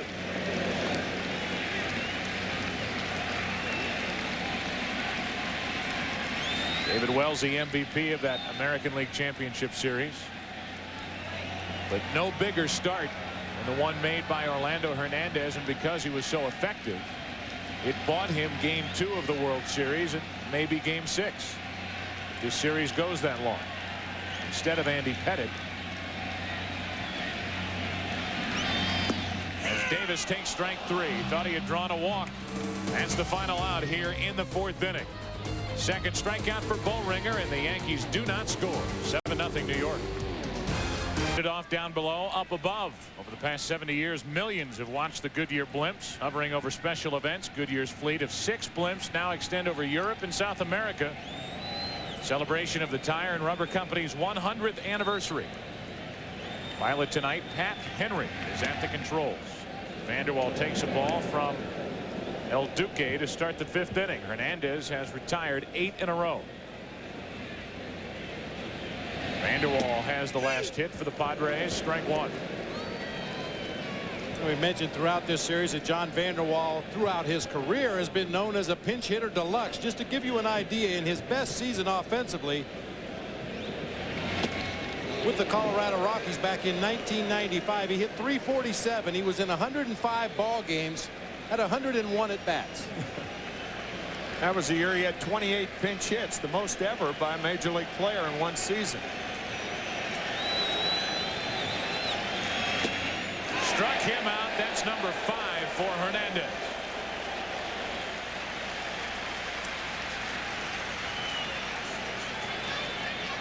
Joe Torre saying that it is not the stuff of Hernandez, but the command. Watch where this pitch is. Right on the outside part, right in the mid of Posada, freezing Vanderwall.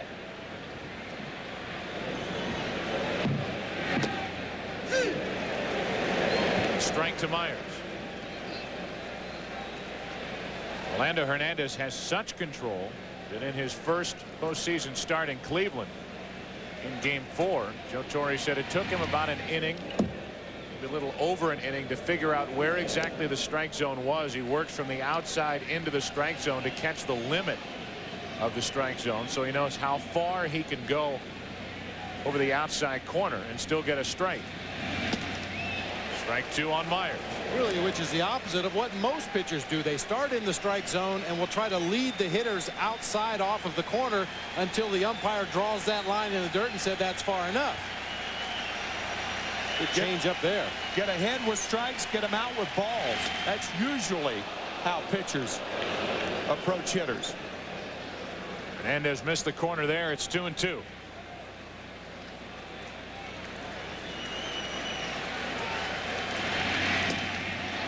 Now 3-2.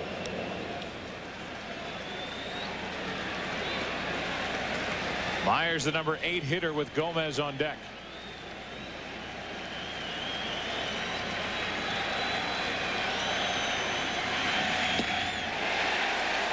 Back-to-back strikeouts, 6 on the night. Joe Torre, the manager of the Yankees, guided the team to a world championship in 1996. Here are his thoughts on the differences between then and now. It's a little more relaxing, even though when you get in that dugout, that mouse is going to run around that wheel in your stomach all the time. But Darryl Strawberry, I mean, he's our inspiration this year. We miss him. We miss having him here. He's out of the hospital. We're pleased about that. The prognosis is wonderful, and the players love talking to him and feeling his presence. Gomez lines a base hit into right center field. Takes a bounce, kicks into the alley, and now Bernie Williams kicks it to the wall as Gomez will dig for third and make it with 2 out.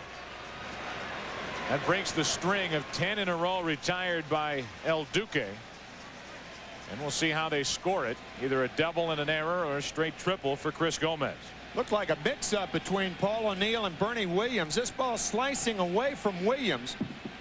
He tries to slide and make the catch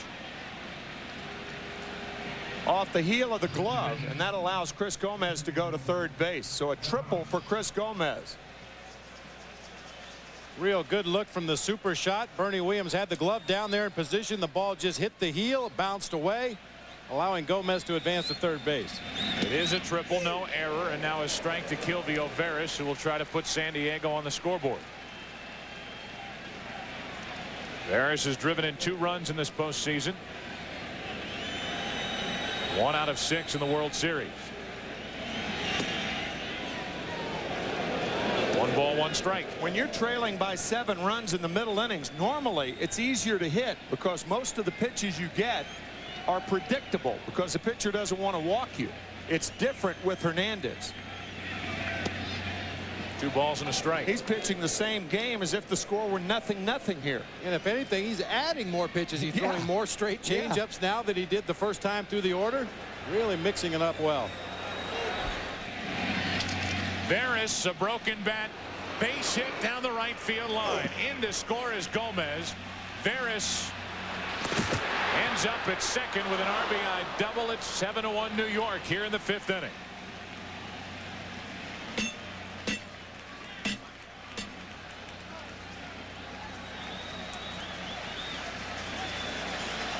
Veras gets jammed with this pitch, hits it right off the fist, just over Tino Martinez. The ball hits the tarp, takes a carom directly to Paul O'Neill. I think O'Neill was caught by surprise that Veras was going for 2. Veras, one of the few guys on this Padres roster with good enough speed to try something like this. Trading a bat for a hit. You'll do that any day, and I think you're right. I think O'Neill realizing that the Padres were trailing by 6, not going to take chances. But Veras did with 2 outs. And a big play with Gwynn coming up, but now the comebacker to Hernandez makes the play off the mound, and Gwynn is 1 for 3. The Padres get their first run of Game 2. They lead their 4th, and after 4.5, 7-1 New York.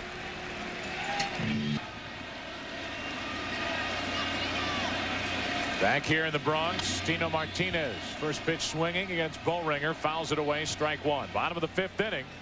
And the Yankees lead it 7-1. Martinez already 2 for 2 tonight, 3 for his last 3. The grand slam in the 7th inning last night. 1 ball, 1 strike.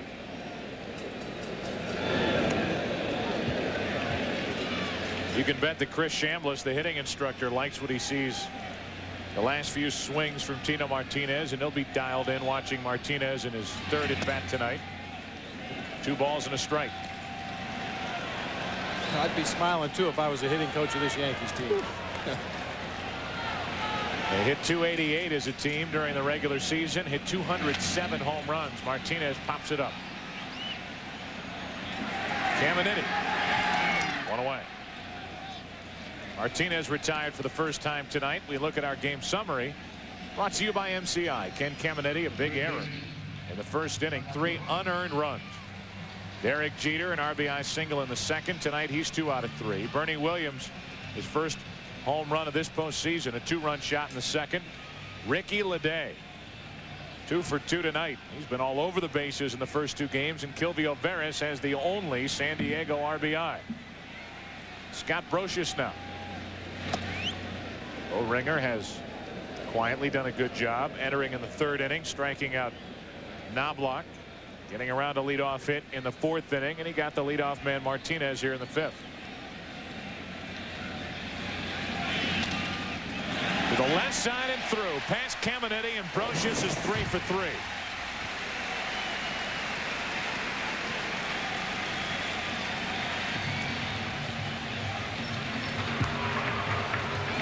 Kind of surprised to see Bo Ringer come back inside with a fastball when he's behind in the count.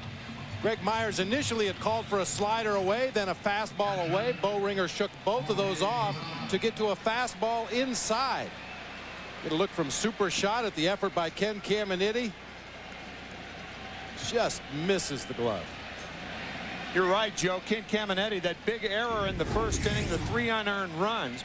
But infielders in particular are more inclined to make an error when a team is running against them. And Joe Torre allowing his runners 2 hit-and-run plays. You get that feeling of urgency instead of a relaxed feeling if you're an infielder when teams are running all over the place. The 0-1 to Posada just missed him. 1 ball, 1 strike. The 6, 7, 8, and 9 hitters for the Yankees in Game 2 are a combined 7 out of 10. Posada, the number 8 hitter, is 0 for 2 as he just got out of the way.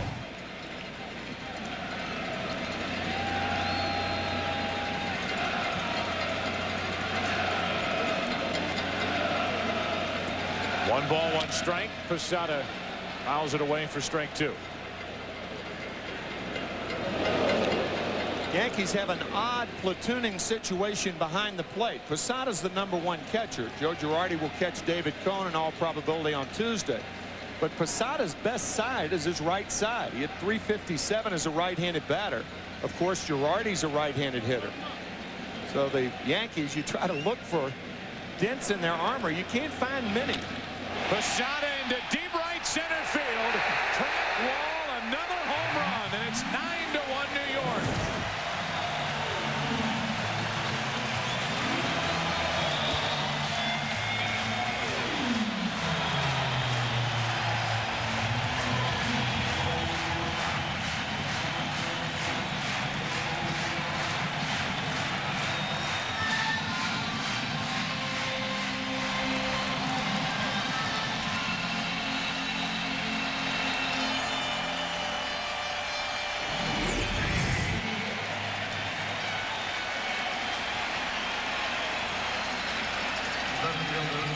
Man, only a .228 hitter from the left side this year. That's where his power is, and he just showed it.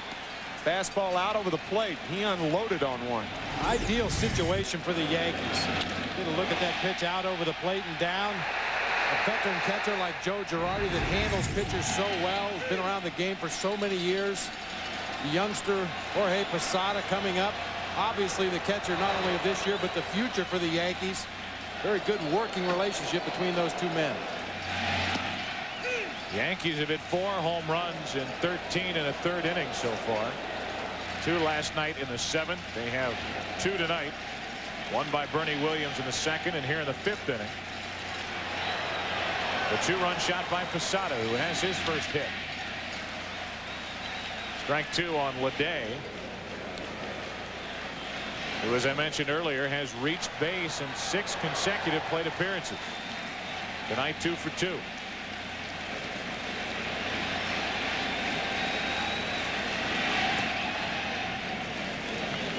2-2 the count.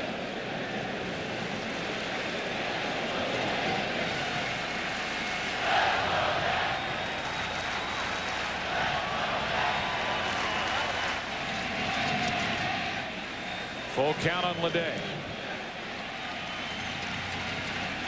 9 runs last night, 9 runs tonight.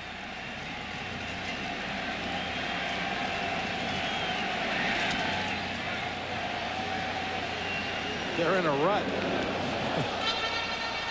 Boring, huh? Yeah.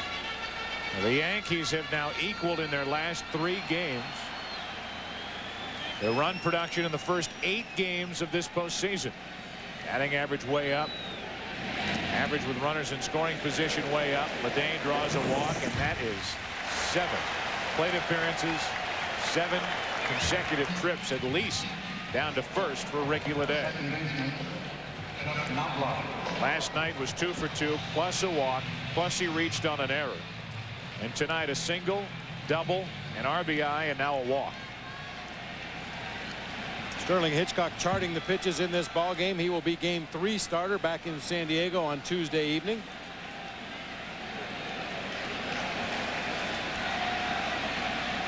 One on, one out. Ball 1 to Knobloch. And the reason pitching coaches have the next day starting pitcher do that, you get an idea of what pitches are being hit in what counts, what locations, to try to give you a better idea going into your start against the same team.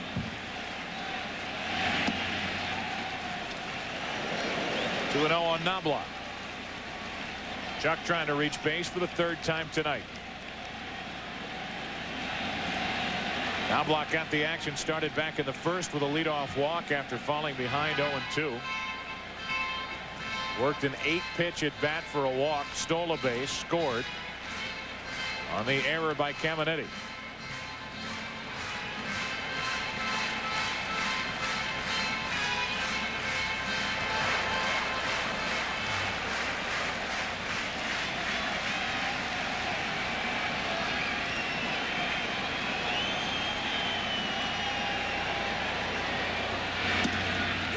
Question has been raised many times this season about whether this Yankee team is the best or one of the best teams ever assembled, winning 114 games during the regular season. You hear time and time again teams compared to the 27 Yankees. Well, they're not the 27 Yankees. 27 Yankees won 110 games and went on to a world championship, sweeping Pittsburgh 4-0. This 1998 Yankee team, as Knobloch grounds a base hit through the right side, the hits just keep on coming. Ledee will stop at second. For a while there, I'm sure this Yankee club wondered if they would be remembered like the 27 Yankees are remembered, or if they'd be remembered at all. People feeling they need the world championship to crown this historic season. They lead 1-0, and here in game 2 lead 9-1. Well, I think one question has been asked. They're certainly one of the best teams in the history of the game. That question is a no-brainer. They might be the best. Yeah, and that debate will rage on, as the debates usually do in the game of baseball. Donnie Wall, who was tagged here last night, is into game 2 in the 5th. Comes in with 2 on, 1 out. ERA of 9 in this postseason. 1 save. Saved game 1 of the NLCS against Atlanta. Derek Jeter.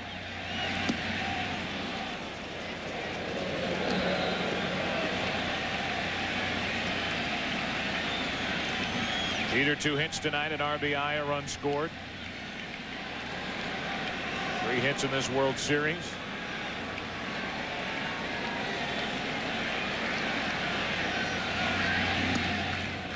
One ball, 1 strike.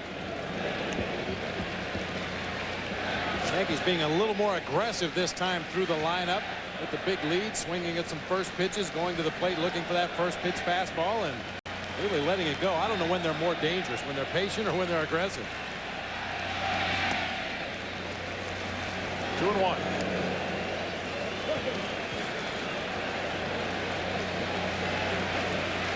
Would you call them, Tim, patiently aggressive? Yeah, they're aggressive in the strike zone and patient just outside the zone.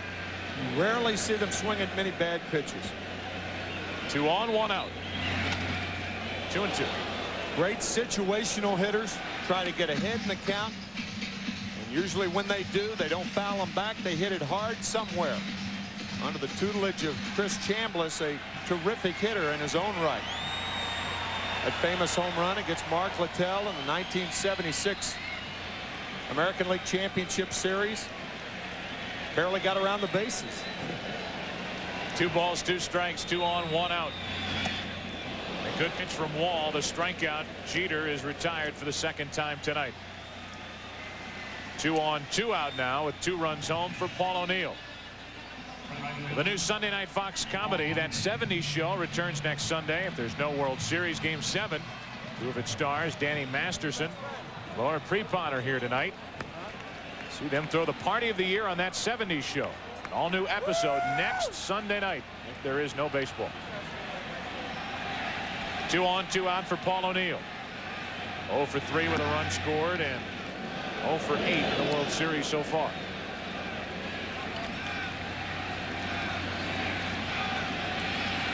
Only Yankee regular to be held hitless, Paul O'Neill. Wouldn't have thought that yesterday before game time. Kilvio Veras charging. Donnie Wall gets out of trouble tonight in Game 2. As the Yankees come up with 2, lead 2, have stranded 6, and lead by 8 after 5. For the 6th inning, it's 9-1. The Yankees leading, and we came in last night talking about a couple of question marks in the Yankee offense. They didn't hit much in the ALCS. Hit only .218, but they exploded in the 7th inning last night, and they've done it here in Game 2. They found the formula. Whatever it takes. I'll tell you, whether it's Chris Chambliss or just the experience of having such a successful '98 season, it's carried right over into the postseason, at least in the last 2 ball games. Now Greg Vaughn, the number 3 hitter in the DH. He's 0 for 1 with a walk and a pop-up. Leads off the 6th inning for San Diego.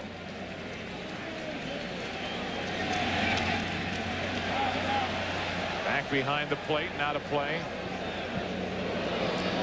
1 ball, 1 strike.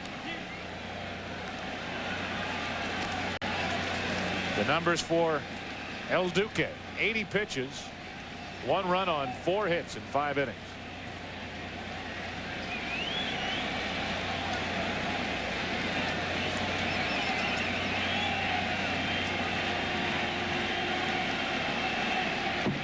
Vaughn on 1-1.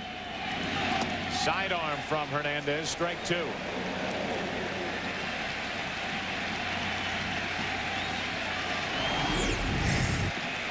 We saw Jeff Nelson have some success against Vaughn in last night's game, throwing that Laredo slider on the outside corner, and then broke his bat with a hard sidearm sinker inside. Appears to be the book on Greg Vaughn. Throw him a sidearm breaking ball and then jam him with a sidearm fastball. It's Jeff Nelson out in the Yankee bullpen. He worked here last night.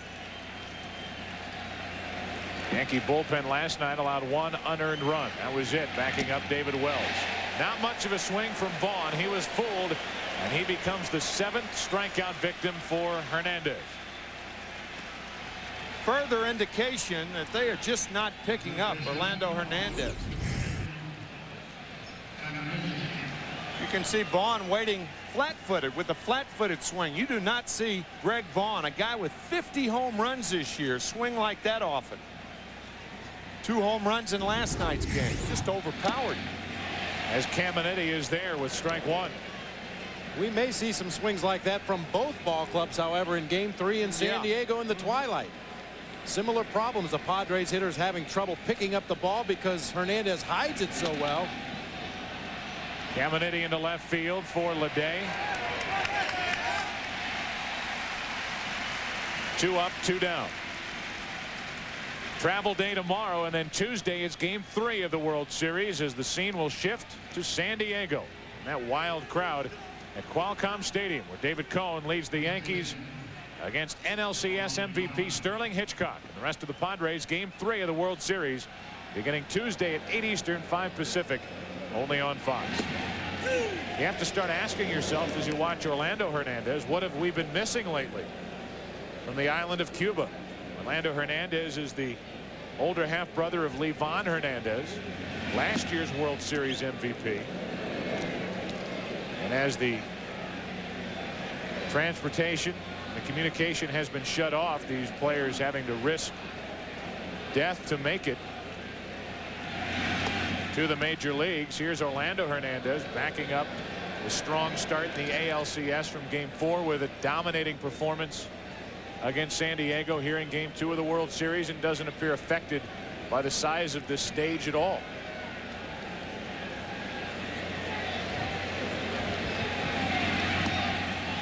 Three balls and a strike.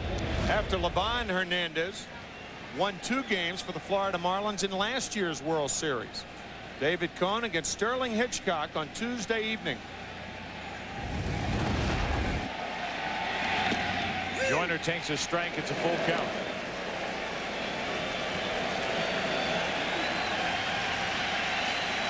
Orlando Hernandez, star pitcher for the Cuban national team, a rookie in the major leagues, working in the World Series and delivering ball 4 high to Wally Joyner's second walk handed out.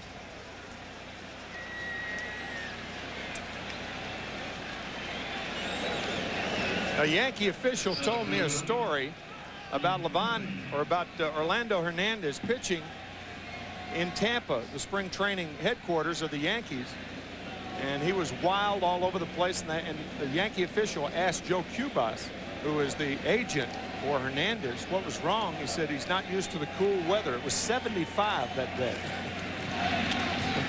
Finley pops it up. Shallow right, Knobloch out to get it. Inning over. These Yankees had to wonder, after Arabu failed to meet expectations last year, they wondered about Orlando Hernandez. Don't worry, he can pitch. Folks, this copyrighted telecast is presented by authority of the Commissioner of Baseball and may not be reproduced or retransmitted in any form. The accounts and descriptions of this game may not be disseminated without expressed written consent. A dominating performance by Orlando Hernandez and a 9-1 Yankee lead as they bat in the bottom of the 6th inning.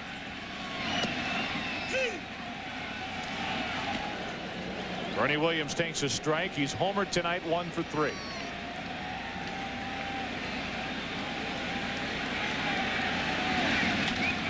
Well hit into right on a line and caught by Gwynn. 1 away.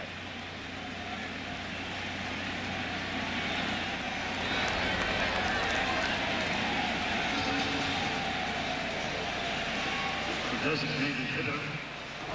is the kind of line drive that outfielders usually have trouble with the lights. That ball that never really gets up high enough in the air to get above the lights, but Tony Gwynn able to stay with it, make the basket catch down around knee level, and hang on.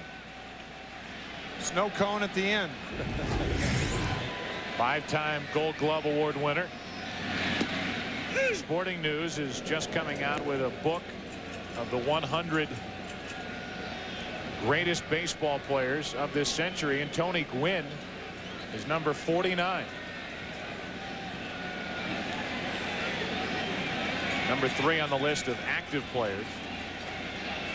Behind number 34 Barry Bonds and number 39 Greg Maddux. 1 ball, 1 strike. By the way, the book starts with Babe Ruth. Page 1, number 1. Henry Aaron, number 2. Number 2, Willie Mays. I believe Henry Aaron is number 5. And we were talking earlier about the great debate that will rage on about this Yankee team and comparing them to different eras and different teams. You bring out a book like that, you know you're going to get arguments with just about every selection and where they rank. 3 balls and a strike on Chili Davis. I would imagine it's a subjective list. Oh, absolutely. Right? You know. There are quite a few Yankees, as you might imagine, throughout the pages of that book. 3 balls and a strike. 1 out, nobody on. 3-2 now on Chili Davis. We were talking several innings ago, between innings, about the retired numbers of the Yankees, and there have been a bevy of them. Only 2 single digits remain. Number 2, Derek Jeter wears it, and number 6 is worn by Joe Torre. Look at this. It's a long walk down that numbered wall. Well, Joe Torre has typically worn 9 in his career. Got the 2 number 8s. Bill Dickey and Yogi Berra. Mantle, DiMaggio, Ruth. Ball 4 is up to Chili Davis. I remember when Joe Torre first came here, you mentioned 6 was open. So he took number 6. He said, I've always worn number 9, so I'm thinking about going out to make pitching changes, walking on my hands. So it looks like a 9. As Tino Martinez steps in after the 1-out walk to Chili Davis. Number 9 was worn by Roger Maris, and what a tribute to the Maris family before the game tonight. The entire family on hand to throw out the ceremonial first pitch of the ball game. Got a standing ovation from the crowd here at Yankee Stadium. Quite a moment. Roger's widow Pat was not here, but we understand is doing better. Last time we checked in with the Maris family was in St. Louis when Mark McGwire hit number 62, and she had been in the hospital with some heart trouble, but the Maris family telling you, Tim, that she's doing much better. Kevin telling me that last night, as a matter of fact. One of the great scenes in sports after McGwire hit the home run. A genuine affection toward the Maris family.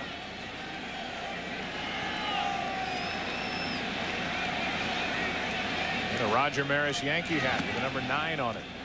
They were honored here before the game, and as you said, a touching moment. It'll choke you up. You consider all that their father went through, not just in 1961, but after 1961. As he chased, caught, and surpassed the beloved Babe Ruth here in New York. 2 balls, 2 strikes on Tino Martinez. There's the plaque out in Monument Park. A look from the Goodyear blimp. Monument Park always kept spotless out there for visitors before the ball game. Can't say the same for those bullpens just past Monument Park. 1 on, 1 out, 2 balls, 2 strikes, 3-2 on Tino Martinez. I don't think I've ever been in a bullpen that was spotless. That's not an adjective that I attach to bullpens. You could put 27 trash cans in a bullpen and every paper cup will end up on the ground.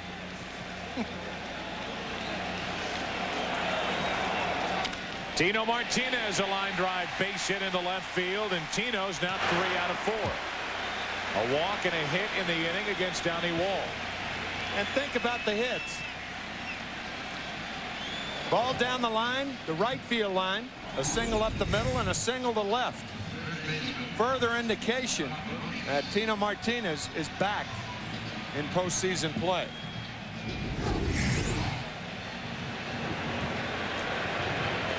And it's not as though Tino Martinez had never been successful in postseason play. 95 with Seattle against the Yankees.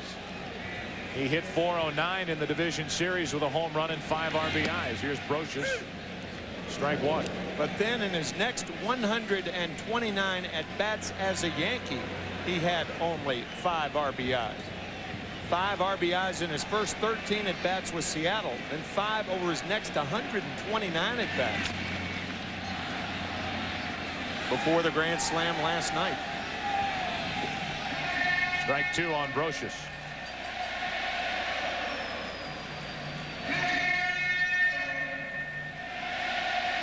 Willie Randolph flipping a ball up into the stands to a young fan there. Don Zimmer told us a great story before the ball game, how they were messing around a little bit with Willie Randolph, the coaching staff of the Yankees. Up the middle, Veras. Glove, steps, throws, got them both. The inning-ending double play, score at 4-3. We move to the 7th. Back after this word from your local Fox station. After 6 innings, it's a 9-1 Yankee lead in game 2. On Vanderwall first up, strike 1. Great shot of Padre fans saying they scored a run tonight. It is an 8-run Yankee lead with Vanderwall, Myers, Gomez, the bottom 3 in the order, coming up against Orlando Hernandez. Just to finish the point about what have we been missing since the early 60s. The last wave, so to speak, of Cuban players included Jose Cardinal, the first base coach for the New York Yankees. A couple of guys who could arguably head to the Hall of Fame. Tony Oliva and Tony Perez, who you could make a strong case for to head to Cooperstown. Such baseball talent on that island and throughout the Caribbean. Orlando Hernandez from Cuba. 2 balls, 2 strikes to Vanderwall. Orlando is the 8th Cuban-born pitcher in World Series history. Mike Cuellar, great left-hander for the Baltimore Orioles. Of course, Livan Hernandez, Orlando's half-brother. Camilo Pascual, Diego Segui, Luis Tiant, El Tiante. The 2-2. Vanderwall down the left field line. An extra base hit. Vanderwall has his second of the night. He's 2 out of 3. A single, now a double.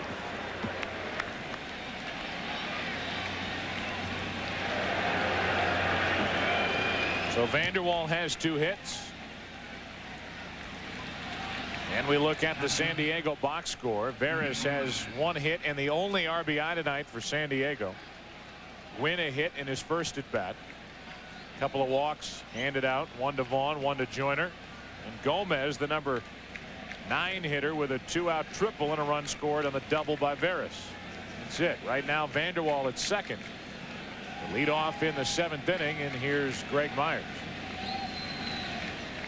Well, over the course of a season, there will be games when the bottom of the order can carry a team and score enough runs to win a ball game. But generally, you need to get production out of those guys in the middle. And you can see the Padres have not done it in this game tonight. Past the Atlanta Braves. Myers pops it up. Ricky Leday. 1 out. Myers is 0 for 3. Last night, the Yankees scored 9 runs and no hits by Paul O'Neill or Bernie Williams. Most runs ever scored in a World Series game when the 3 and 4 hitter went hitless. Look up and down the lineup card. In the dugout. See the lines made on the left side of the names on the lineup cards as the manager or whoever is in charge of handling the lineup card tracks where the inning ends. And then consequently who will come up to start the next inning, which obviously plays into pitching changes and pinch hitters, what have you. See Brocious with a 6 and then a line underneath it. He ended the 6th inning just moments ago on the 4-3 double play. 1 ball, 1 strike on Gomez.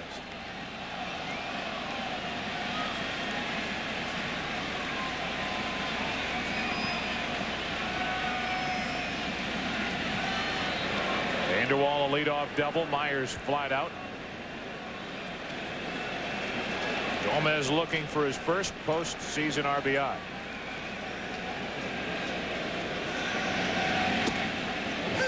Sidearm delivery, 1-2.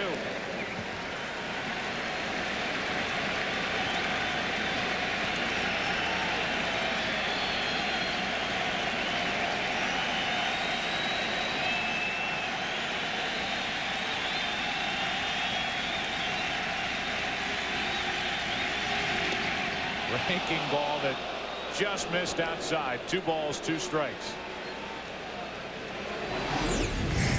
You just very rarely get a comfortable at bat against Hernandez.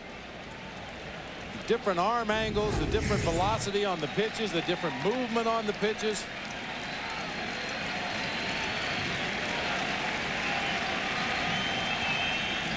The 2-2 to Gomez.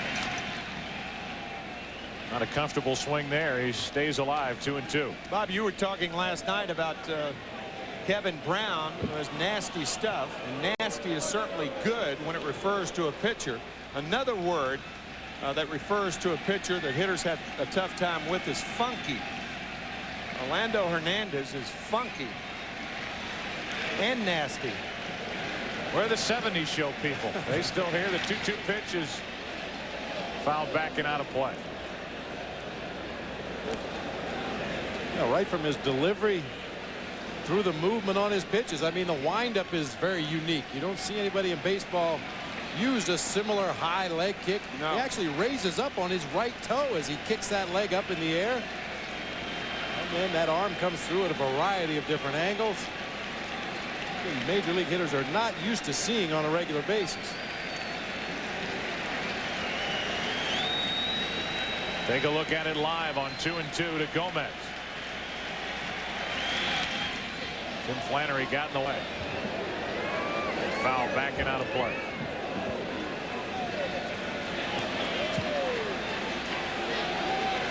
El Duque also the only Yankee on the field right now with his socks showing, his black socks.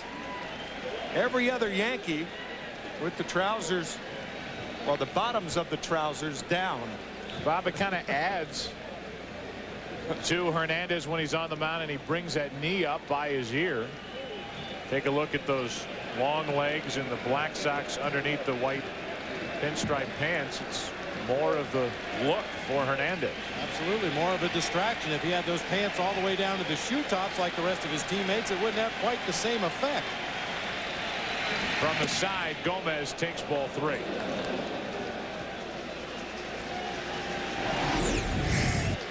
So look at that delivery. Not the high leg kick this time. You'll see the right foot stays down on the ground this time. When he goes to the high leg kick, when he brings that left knee up around his head, that's when that right foot will rock all the way up onto his toes. Same delivery. A foul to keep it 3-2.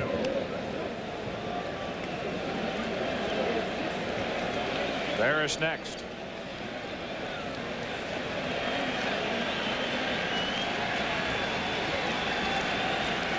Sterling Hitchcock in the middle. Will get the ball in game 3 for San Diego. 3-2 pitch. Little flare into center. Williams got a late break, and it's a base hit as it falls in.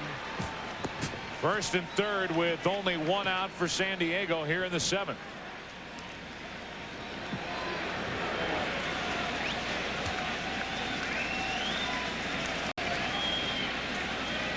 Good battling at bat that time by Chris Gomez, able to fight off some of those tougher pitches from Hernandez. And even though he gets jammed badly with this pitch, Bernie Williams, you can see in the top of your picture, just freezes momentarily. Thought the ball was hit harder than it was and comes on late.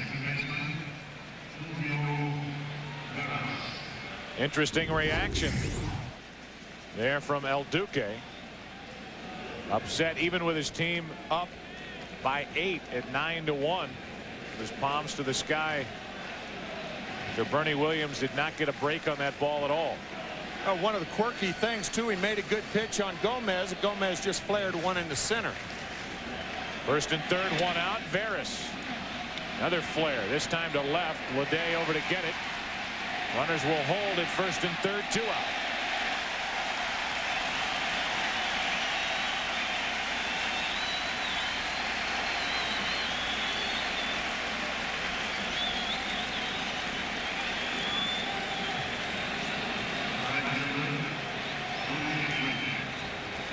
You can imagine all of the problems coming into a different culture, living in Cuba for most of his life. Fine throw by Leday, a strong throw, and obviously no chance for Vanderwall to try to score. But I'll tell you, one of the more foreign things I would imagine to El Duque here in this country, pitch counts. He has no clue about what a pitch count is. Matter of fact, he said some things to that effect. He could throw all day. Forget about it. He is one of the better conditioned athletes in the game today. Yep. Tremendous flexibility, as you might imagine, from that delivery, the high leg kick. It's rumored that he can take that left leg and put it behind his head, stand on 1 foot. I heard that same rumor, and what an athletic feat. It's a treat to come out here and just watch him warm up before a game. 2 balls, no strikes on Tony Gwynn, who's 1 out of 3 tonight. Padres down by 8. Tony Gwynn trying to make it a little closer. First and third, 2 out. And 3-0 the count. There is action, by the way, for the Yankees out in their bullpen. this postseason in 2 games. Game 4 of the ALCS, Game 2 of the World Series. 9 hits in 13 2/3 innings, 1 run.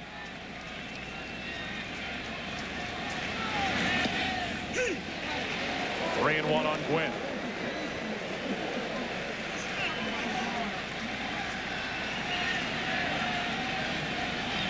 Bruce Bochy didn't like that call on 3-0. Now the 3-1 pitch. There's ball 4 to load him up for San Diego with Greg Vaughn coming up. Mel Stottlemyre jogs out of the Yankee dugout with Stanton and Mendoza getting ready in the Yankee bullpen.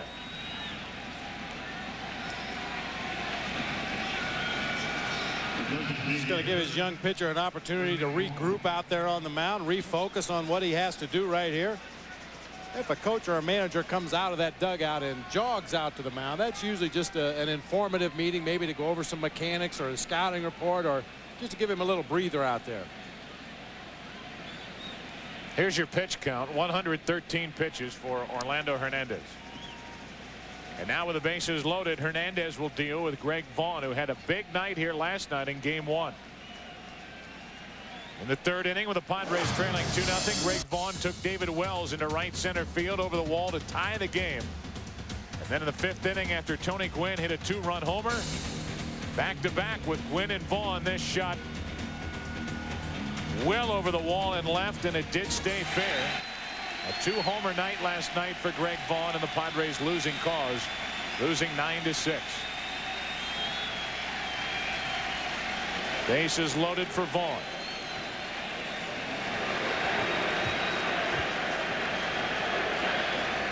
We're in the 7th inning. 9-1 New York. That's backing out of play, strike 1. And against Vaughn, more than any other hitter in the Padres lineup, Hernandez drops down sidearm. Occasionally on the other right-handers, he's dropped down low 3/4, but with Vaughn, nearly every pitch has been sidearm.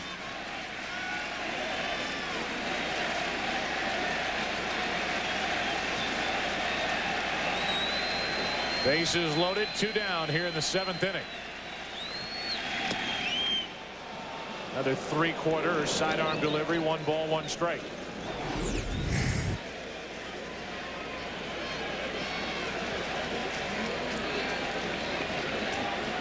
Just a little above legitimate sidearm. Very little above it. Vaughn pops it up. On the infield, who wants it? Jeter. Hitting over. A leadoff double. A 1-out single. A 2-out walk. The Padres leave the bases loaded. 9-1 New York.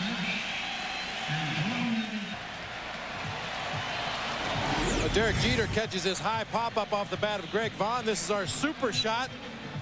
I don't know what you call the opposite of a snow cone. This one almost came out of the bottom of the glove. Catches it on the heel, but he's got the bare hand right there to trap it in the glove. You've had ice cream drop out of the bottom of a cone. That was what that was.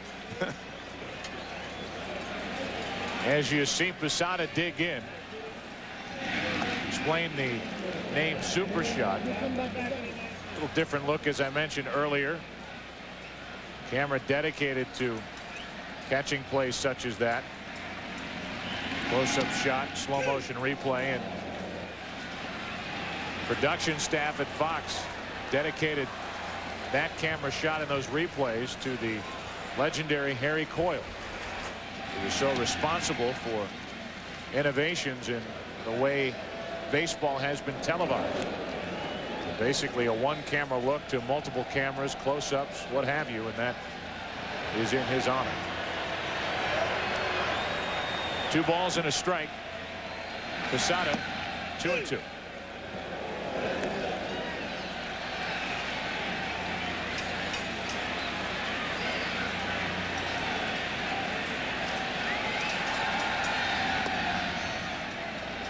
Three and 2 on Jorge Posada, who hit a 2-run home run his last time up.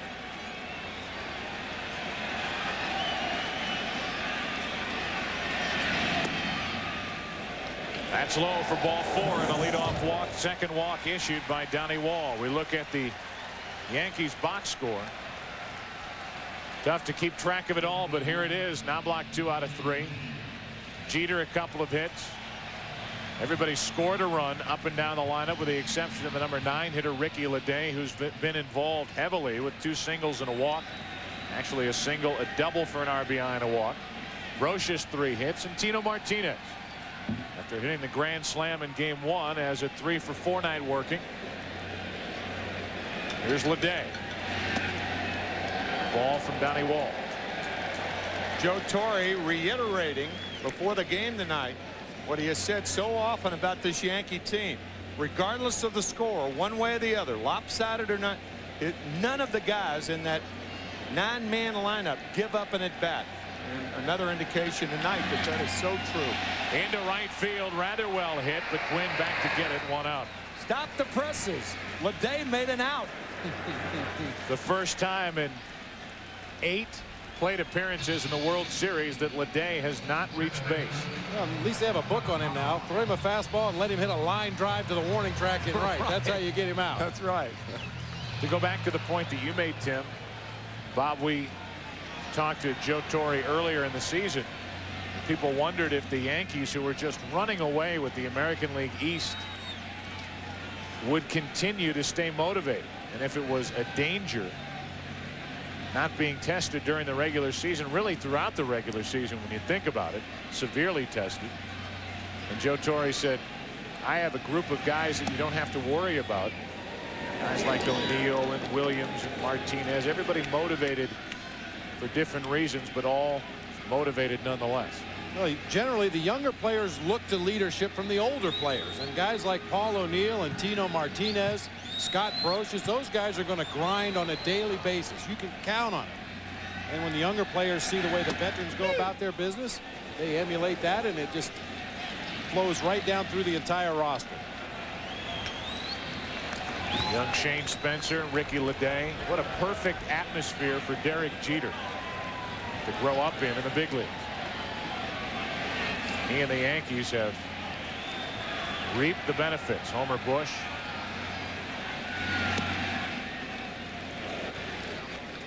It's 2-1.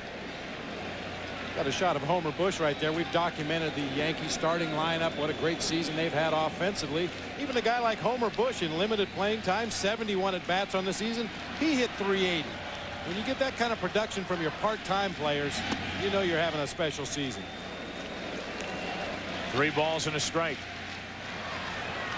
Afford to carry Homer Bush because of his speed. Coming over from the San Diego organization.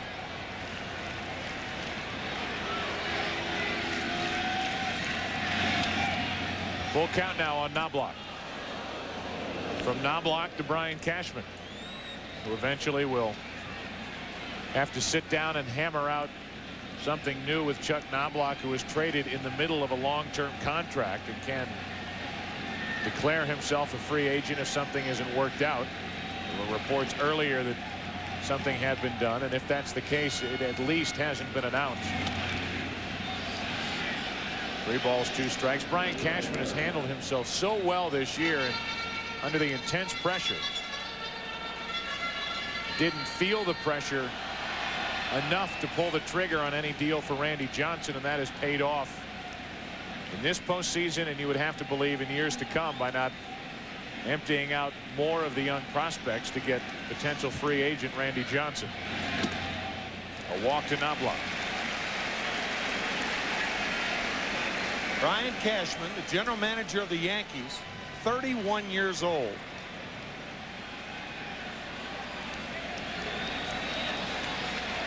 Younger than so many of the players on the active roster of the New York Yankees. Right. The winners laugh and tell jokes. That's what Brian's doing right now. Now Dave Stewart out to talk. Kevin Towers, we've already documented the job that he has done. A great job in San Diego. By the way, Brian Cashman only wanted a 1-year deal himself. So let me see how it goes. Let me see how it works. See how I do. And here the Yankees are in the World Series, up 1-0 and leading 9-1 in Game 2. So Brian Cashman's a free agent too? In a way. In a way. It has to be an unusual situation when a veteran player goes in to negotiate a contract and Brian Cashman says, geez, I used to watch you play when I was a kid. I have your baseball cards. Yeah.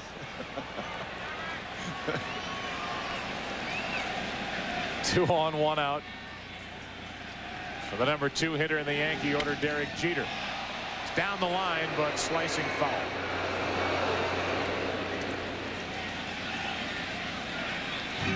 Don't forget, Tuesday after a travel day tomorrow, Game 3 of the World Series as we all head to San Diego.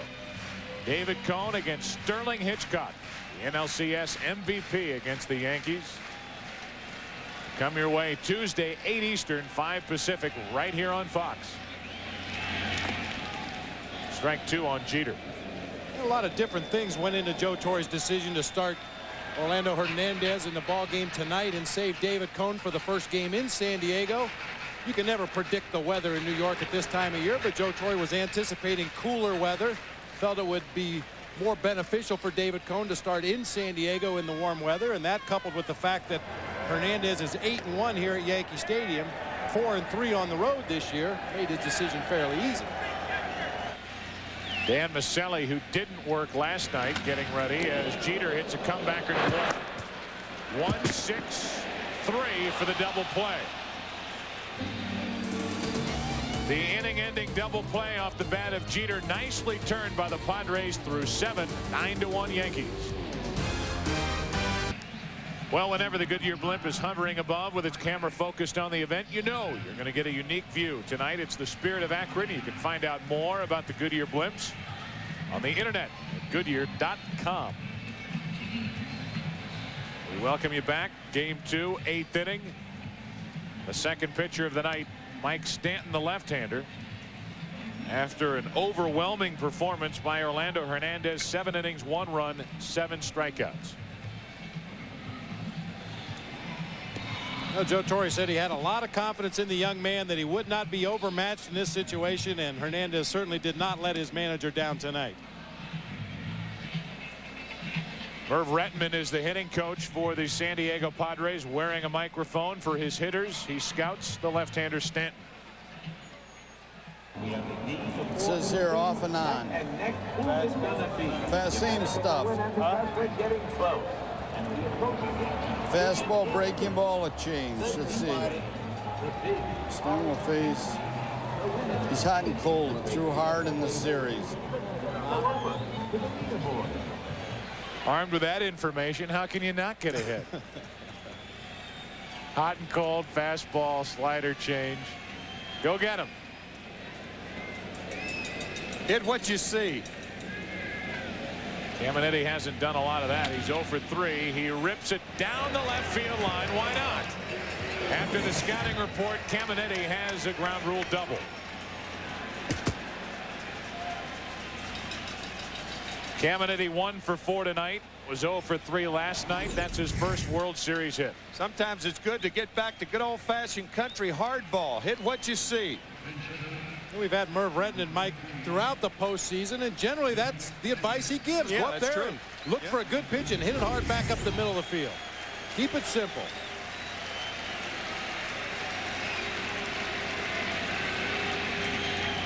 Here's Jim Leyritz off the bench for San Diego, facing Stanton. Some heat from the left-hander for strike 1. Joyner being lifted for the pinch hitter Leyritz. 7 postseason home runs. The short career of Jim Leyritz.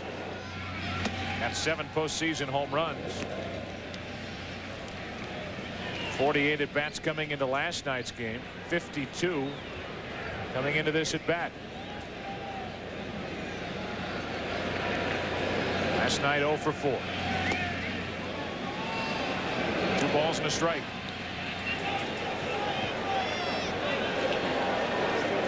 Ruben Rivera getting loose in the San Diego dugout as Leyritz.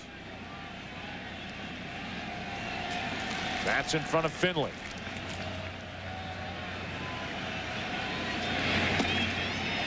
Two balls, 2 strikes. Hard to believe a man with the type of postseason success that Leyritz has had has seen 4 different ball clubs since '96. The Angels, the Rangers, the Red Sox, and now San Diego. Leyritz strikes out on a pitch inside, and that's the first out here in the top of the 8th.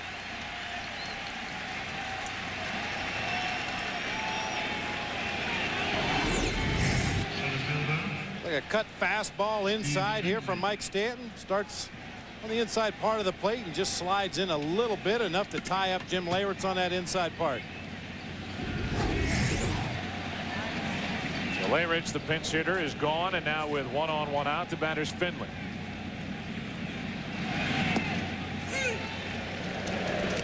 You talked about it last night, Bob, the difference in the bullpens. San Diego with 2 left-handers out in their pen, the Yankees with 2 in their pen. But Stanton a little different than what the Padres can throw at you with Randy Myers and Mark Langston. A little more velocity from Stanton. One of the left-handed relievers out of that Yankees bullpen. Graham Lloyd, the other guy, more of a sinker slider type of a pitcher, more of a ground ball pitcher should Joe Torre need a double play ball in a tight situation. Stanton more of a fly ball strikeout pitcher. The 1-1. Strike 2.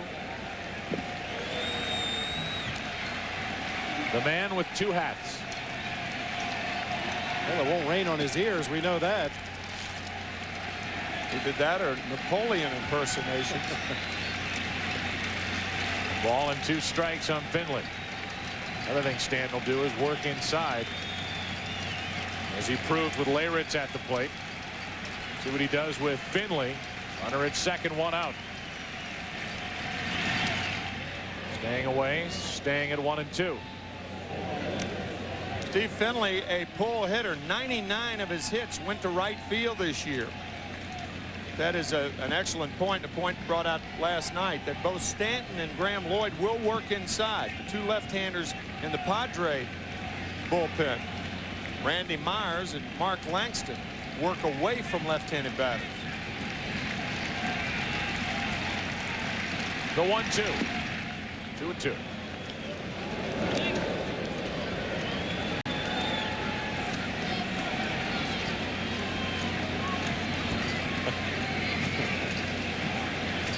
We're getting to that point in the game, aren't we? Yes, we are. This is less is more in my book. Layout time. 2 balls, 2 strikes. Runner at second, 1 out. Full count. Ruben Rivera now on deck.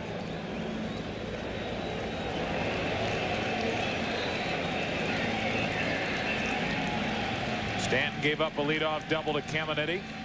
Leyritz struck out. Finley with a full count.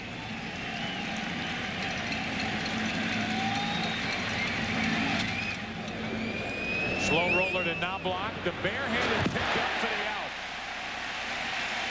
2 gone in the Padre 8th. I didn't think Knobloch had a chance to get the speedy Steve Finley, but Knobloch using his speed right here, and our super shot camera picks up the barehanded pickup.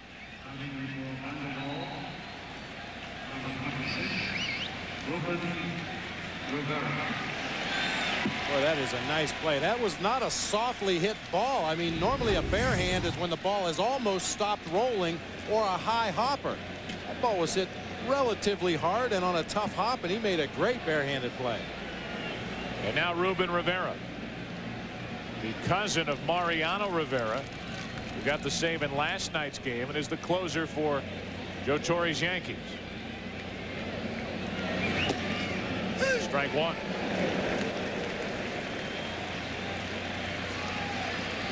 Ruben Rivera, part of the Hideki Arabu deal.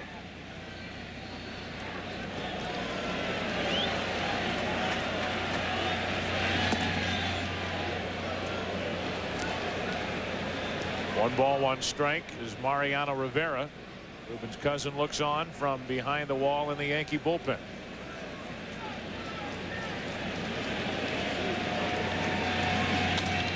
Into left field, pretty well hit. Back is Leday at the wall, off the top of the wall. In to score is Caminetti. Holding at second with an RBI double, Ruben Rivera, and it's a 9-2 Yankee lead.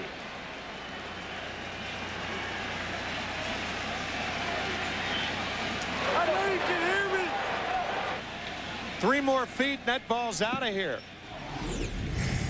Ruben Rivera's first World Series at bat. He almost hit it to his cousin in that Yankee bullpen out there. Yeah, Ruben Rivera got off to a great start this year. See that ball hitting at the very top of the left field fence. I said 3 feet. Try 3 inches.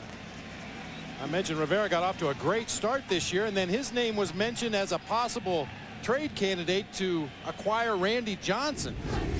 Padres did not want to give up Ruben Rivera, a 5-tool player that they envision as perhaps their center fielder of the future, and he said that after that time he put a lot of pressure on himself to produce. Finished the season very slowly, hitting under 200 the last 2 months. Carlos Hernandez now off the bench, takes a strike, batting for Greg Myers. Third pinch hitter of the inning for Bruce Bochy and the Padres. 1 run in, 7-run Yankee lead. Ruben Rivera at second with 2 out, and the 0-1 to Carlos Hernandez. 1 ball, 1 strike. Those 5 tools, by the way: hit for power, run, throw, and field.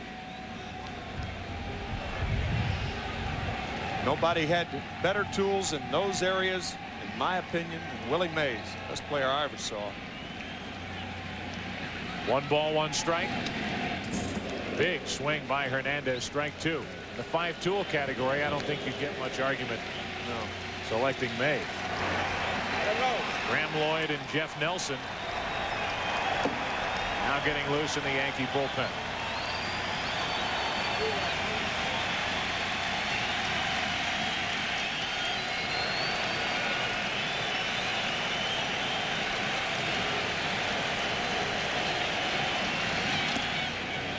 Two balls, 2 strikes.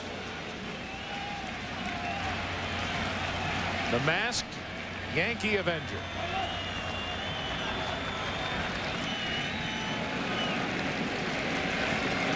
I saw that guy outside our hotel last night.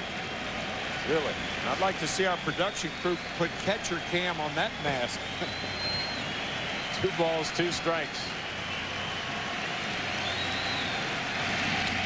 Hernandez down the left field line. Leday into the corner. It's a foul ball. Not a lot of room down in that corner for a ball to be foul and still stay in the ballpark. Not a lot of room in this ballpark down the lines for 2 umpires to stand out there.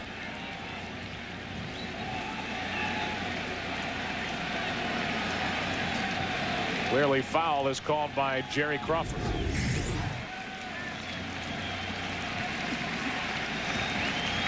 And another pretty good 5-tool player here for the Yankees in Mantle. Probably the top 2 there, Mays and Mantle, that 5-tool player category. You could throw Henry Aaron in that category too. When he was younger, he could throw and run with the best of them. Here's the 2-2 to Carlos Hernandez, back up the middle. Now block over the bag, another bare hand, but he can't get the out. What he did do was save a run, and it's 1st and 3rd with 2 out on an infield hit by Carlos Hernandez. With a 7-run lead in the 8th inning, Knobloch can take a chance on the bare hand play here and try to throw Hernandez out at first. In a closer ball game, you would anticipate him trying to knock that ball down, keep it in the infield. Great effort to throw just a little bit to the outfield side there to Tino Martinez. Asking Derek Jeter if he had it. I don't think either would have been able to get the out. And now 1st and 3rd with 2 down for Chris Gomez. He has 2 hits tonight.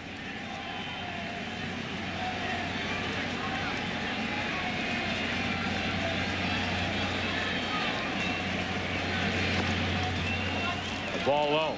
Coming up on 11 o'clock in the Eastern time zone, the Padres with 1 run in, 2 men on, trailing 9-2 in game 2. Lost game 1. Joe Torre makes his way out of the dugout, and Mike Stanton stands there with his hands on his hips.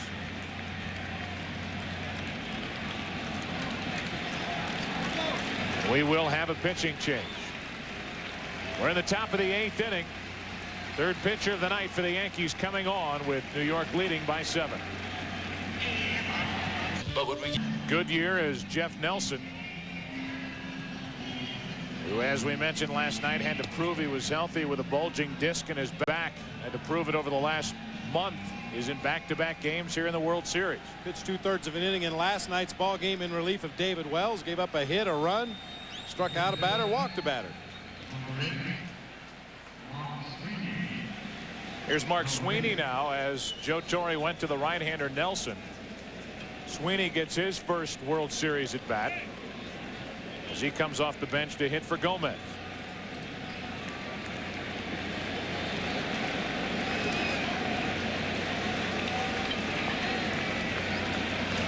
David Wells in the well.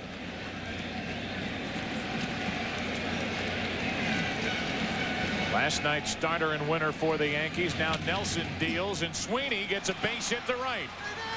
In to score is Rivera. Stopping at second is Hernandez, and it's a 9-3 Yankee lead. You can charge that run to Stanton, still responsible for Hernandez on base. And Sweeney did not wait around long in his first World Series at bat. We know Knobloch has range to his left, gets sprawled out there. Ball just tips off the very end of the thumb of his glove. Maximum effort guy right there.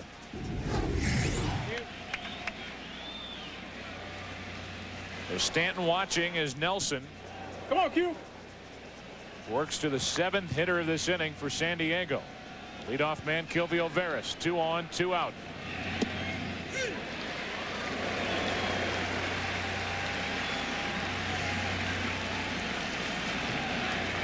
Veras 1 hit tonight, 1 RBI.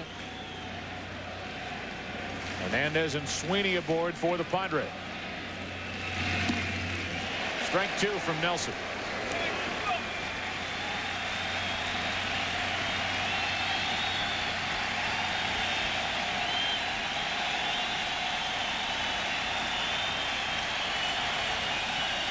For the first time in a while, this crowd makes some noise as the Padres have already scored 2 and have a chance for more. Veras still 0-2.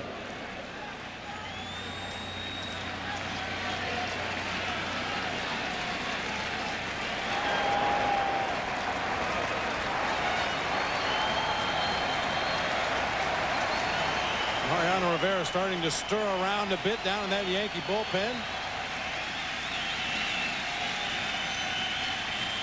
Veras set up at 0-2.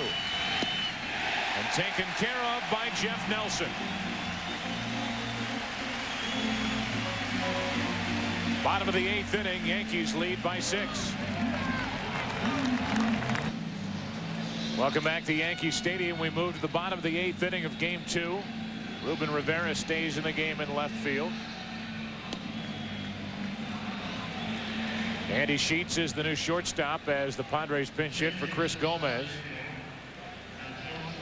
Jim Leyritz now at first base. He pinch hit for Wally Joyner. Carlos Hernandez stays in the game. He behind the plate, catching the new right-hander Dan Maselli. Maselli getting an inning of work here in tonight's ball game.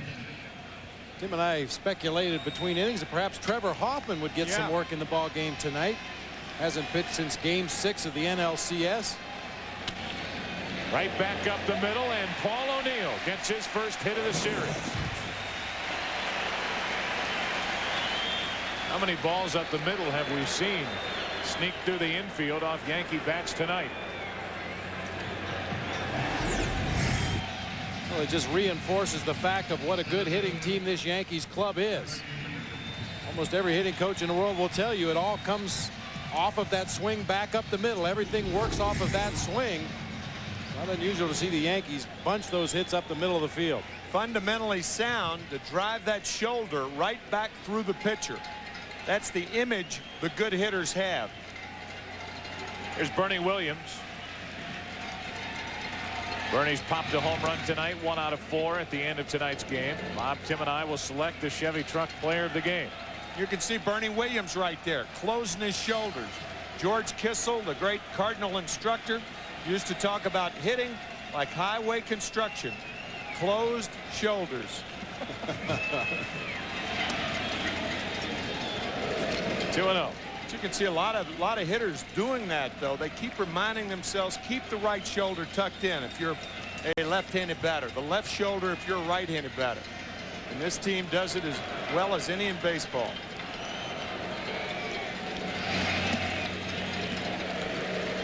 (3-0) now from Maselli, who has been the 8th inning setup man from the right side for Trevor Hoffman this season. Last night, Bruce Bochy brought in Donnie Wall in the 7th inning, and then Langston. Each gave up home runs. Wall to Knobloch and Langston to Tino Martinez. 3-1 now on Bernie Williams.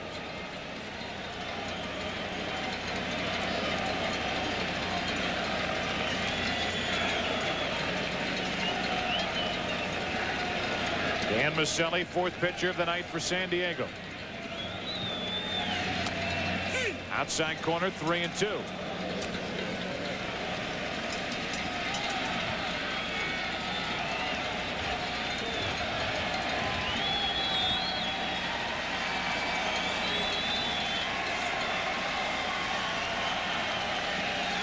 A leadoff hit by O'Neill. He's running on 3-2, and Williams fouls it away.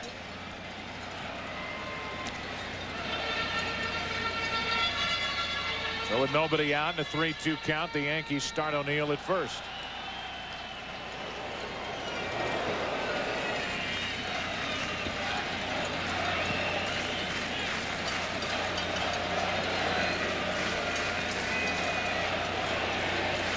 Bernie Williams looking for his 2nd hit of the night. 5th at bat.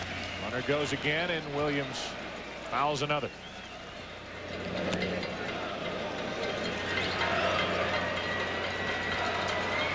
O'Neill with some words for Veras. It looked like Veras may have said something as the Yankees start the runner leading by 6 here in the 8th inning. And knowing the Yankees are going to start the runner at first base, I'm surprised Jim Leyritz has not moved around into a better defensive position, play right behind the runner and then back off to give yourself a little more range on that right side. And a foul tip, a painful foul tip for Carlos Hernandez. Looked like it not only caught the chest protector, but the right wrist of Hernandez, who is nursing. Hit him on the left foot. It hit everything like a pinball machine back there. And that's when a catcher is most exposed, when you come up out of that crouch and try to get yourself into a good position to receive and throw the ball. Many times you expose unpadded areas to that foul tip. O'Neill should go again. This time he stays put, and Williams fouls it back. Might be tired. A look at Trevor Hoffman.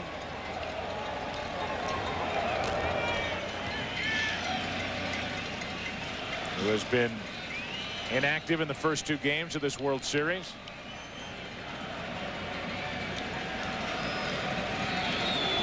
There's the role of the DH.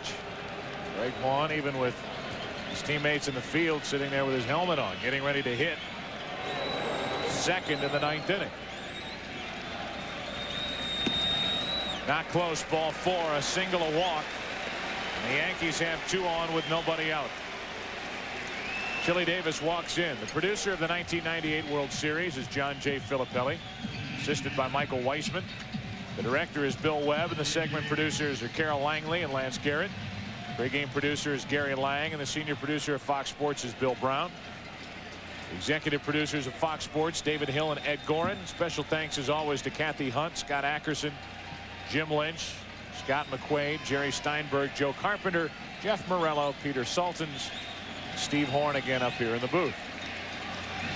2 on, nobody out, and a ball to Chili Davis.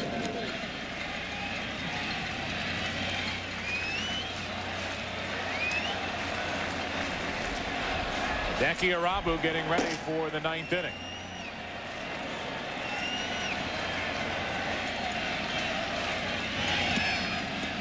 Two and 0 as Maselli is really struggling.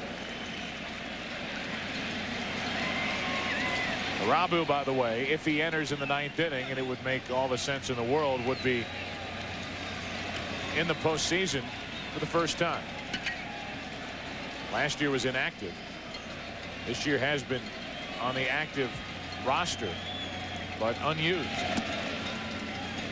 3-0 from Maselli to Chili Davis.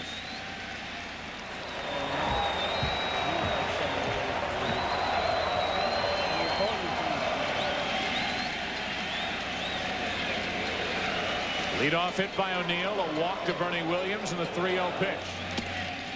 Not close, ball 4 to load him up.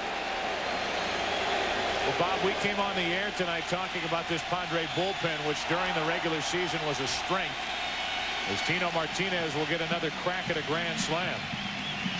But this bullpen has been exposed here in the postseason, with the exception of Trevor Hoffman.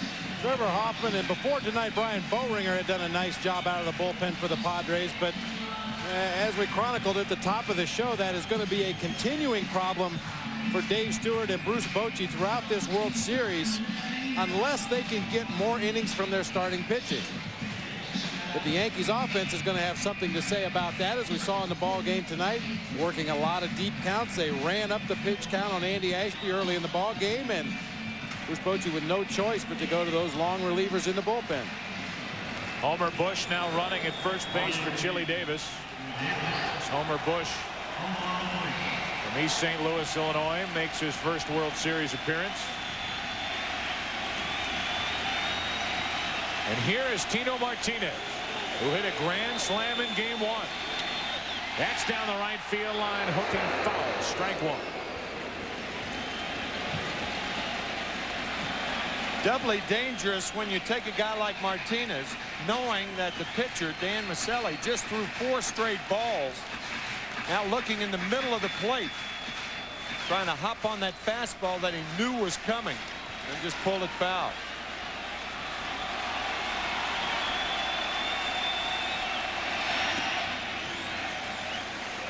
One ball, one strike.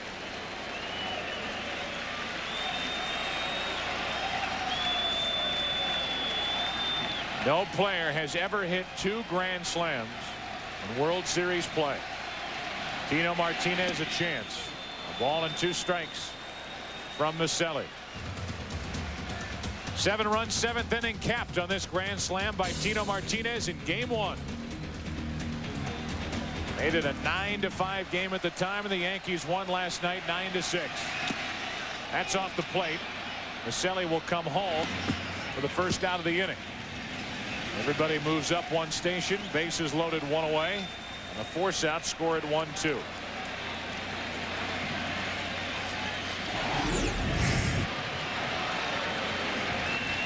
Sinking fastball from Maselli.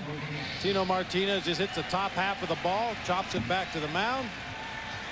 Close ball game, you'd see Paul O'Neill come streaking in there and try to break up 2 at home plate. As a base runner with the bases loaded, a force play at the plate. You're taught to go in there and try to flip the catcher just as you would a second baseman or shortstop in the middle infield. Mark Langston now getting ready. He's the one that gave up the grand slam to Tino Martinez last night, as Brocious, who was 3 out of 4 with 3 singles, an RBI, and a run scored, is at the plate with the bases loaded. 1 out now.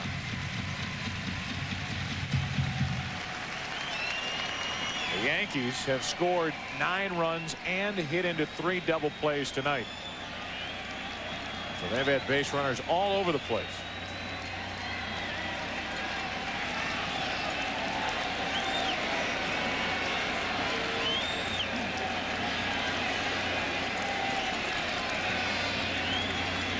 Maselli took too much time, so Brocious hops out.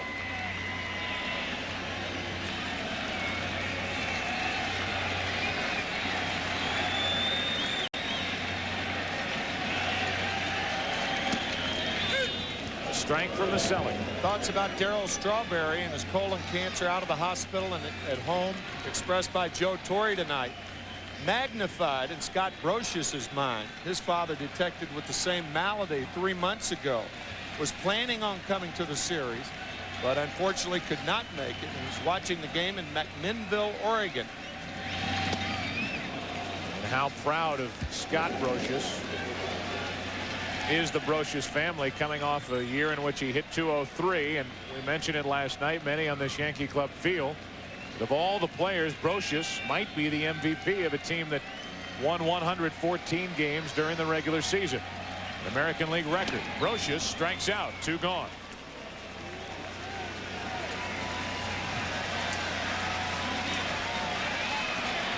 So Maselli getting into trouble and trying to get out of trouble with Posada standing in his way.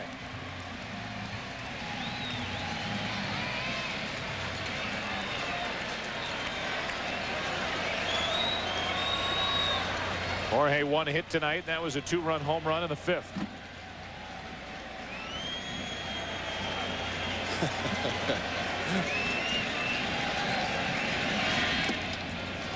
Strike 1.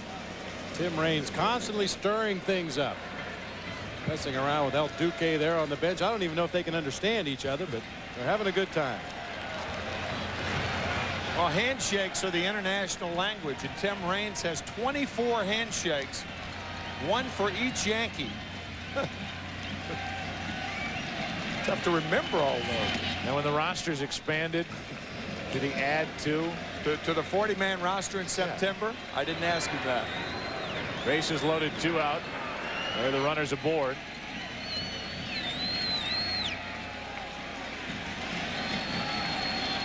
Tim Raines, formerly known officially as Rock Raines. Back to Tim. The 1-1. Posada off the end of the bat into center for Steve Finley. And Maselli got into trouble. Bases loaded, nobody out. Got out of trouble. And we go to the 9th inning. Game 2. Yankees in control, leading by 6. Well, Jeff Nelson remains in the game. No Hideki Arabu. As we move to the 9th inning, the Yankees leading 9-3. And the Padres, in their last chance, will have Gwynn, Vaughn, and Caminetti to lead it off. 9-3 New York here in game 2. Last night the Yankees won 9-6. 18 runs in the first 2 games by the Yankees, who hit only .218 while winning the ALCS over Cleveland. Here's Gwynn. 1 out of 3 plus a walk.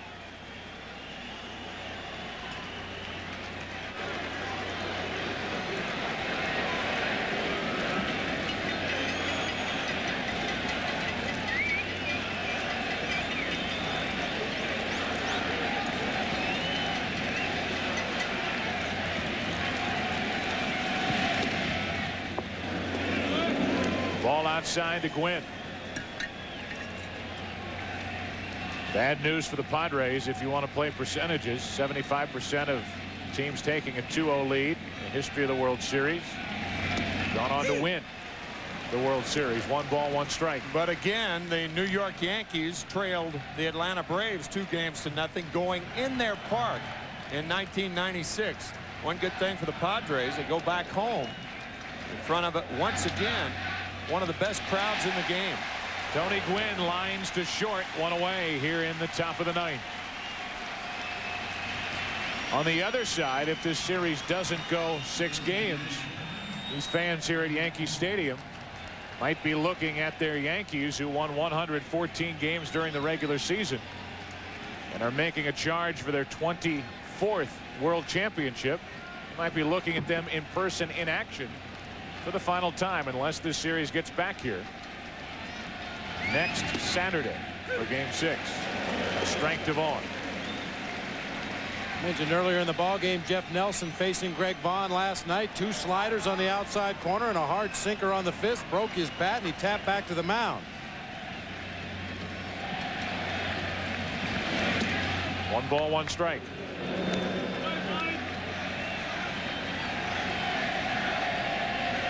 It'll be a long flight home for San Diego. They failed to rally here in the 9th inning. But when they get there, and after the travel day tomorrow, the curtain comes up on Game 3 in San Diego. We mentioned it a couple of times, but because it's worth mentioning a couple of times, the home field advantage that the Padres enjoy at Qualcomm Stadium is as good as any home field advantage in baseball. Ball and 2 strikes on Greg Vaughn.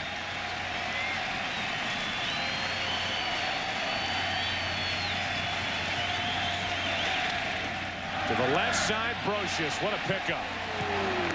2 gone.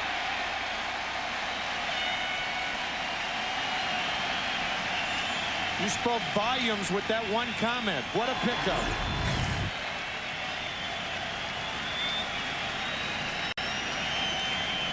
Over from Oakland. He has just solidified that infield.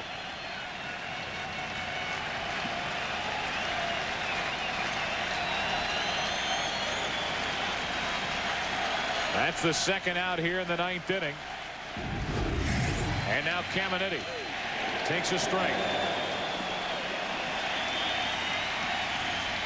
Caminiti with his first World Series hit in his last at bat, a leadoff double and a run scored last inning. 1 ball, 1 strike. The New York Yankees, long, methodical march toward a world championship, continuing here in Game 2. 2 balls and a strike on Caminiti.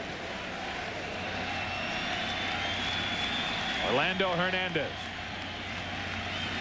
a rookie by Major League Baseball standards, but not inexperienced.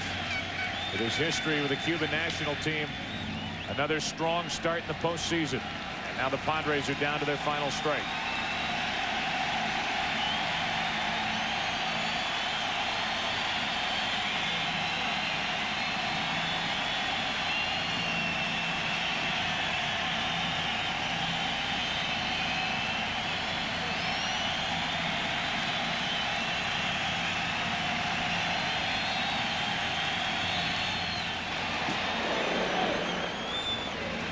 Caminiti a limp after that swing.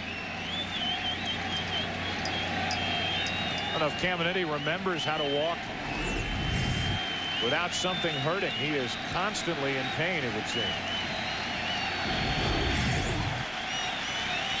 From the looks of the area he grabbed, it appeared to be some kind of a groin injury. He suffered from a pulled groin throughout the majority of this season.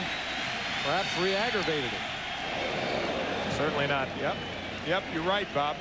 You could see him grab that right groin area. Here comes Bruce Bochy and the trainer for the Padres. Need a crane to drag Caminiti out of there, but that's exactly what it was. That groin area. No sense in a game like this, a game that's, for the most part, he said he's fine. That's enough. That's it. Now he's a little more adamant about being fine.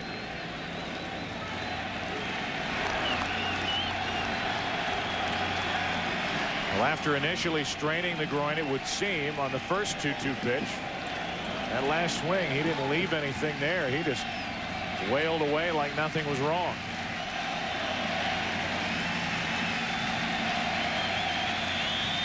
Two out, nobody on, 9th inning. Yankees leading by 6.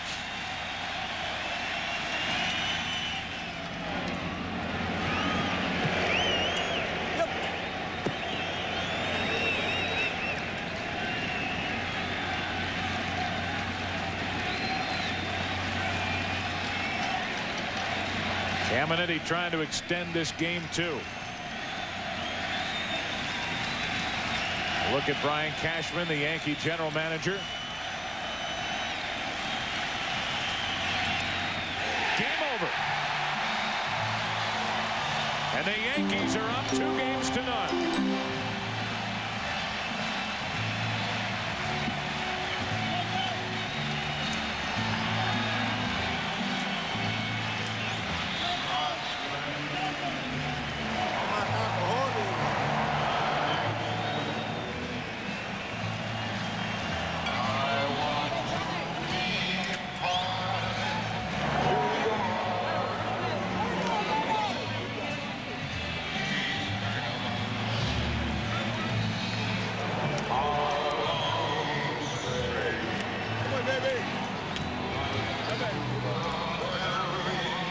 Orlando Hernandez is tonight's Chevy Truck player, as he did in Game 4 of the ALCS. Tonight, 1 run on 6 hits, 7 strikeouts, in control from the start.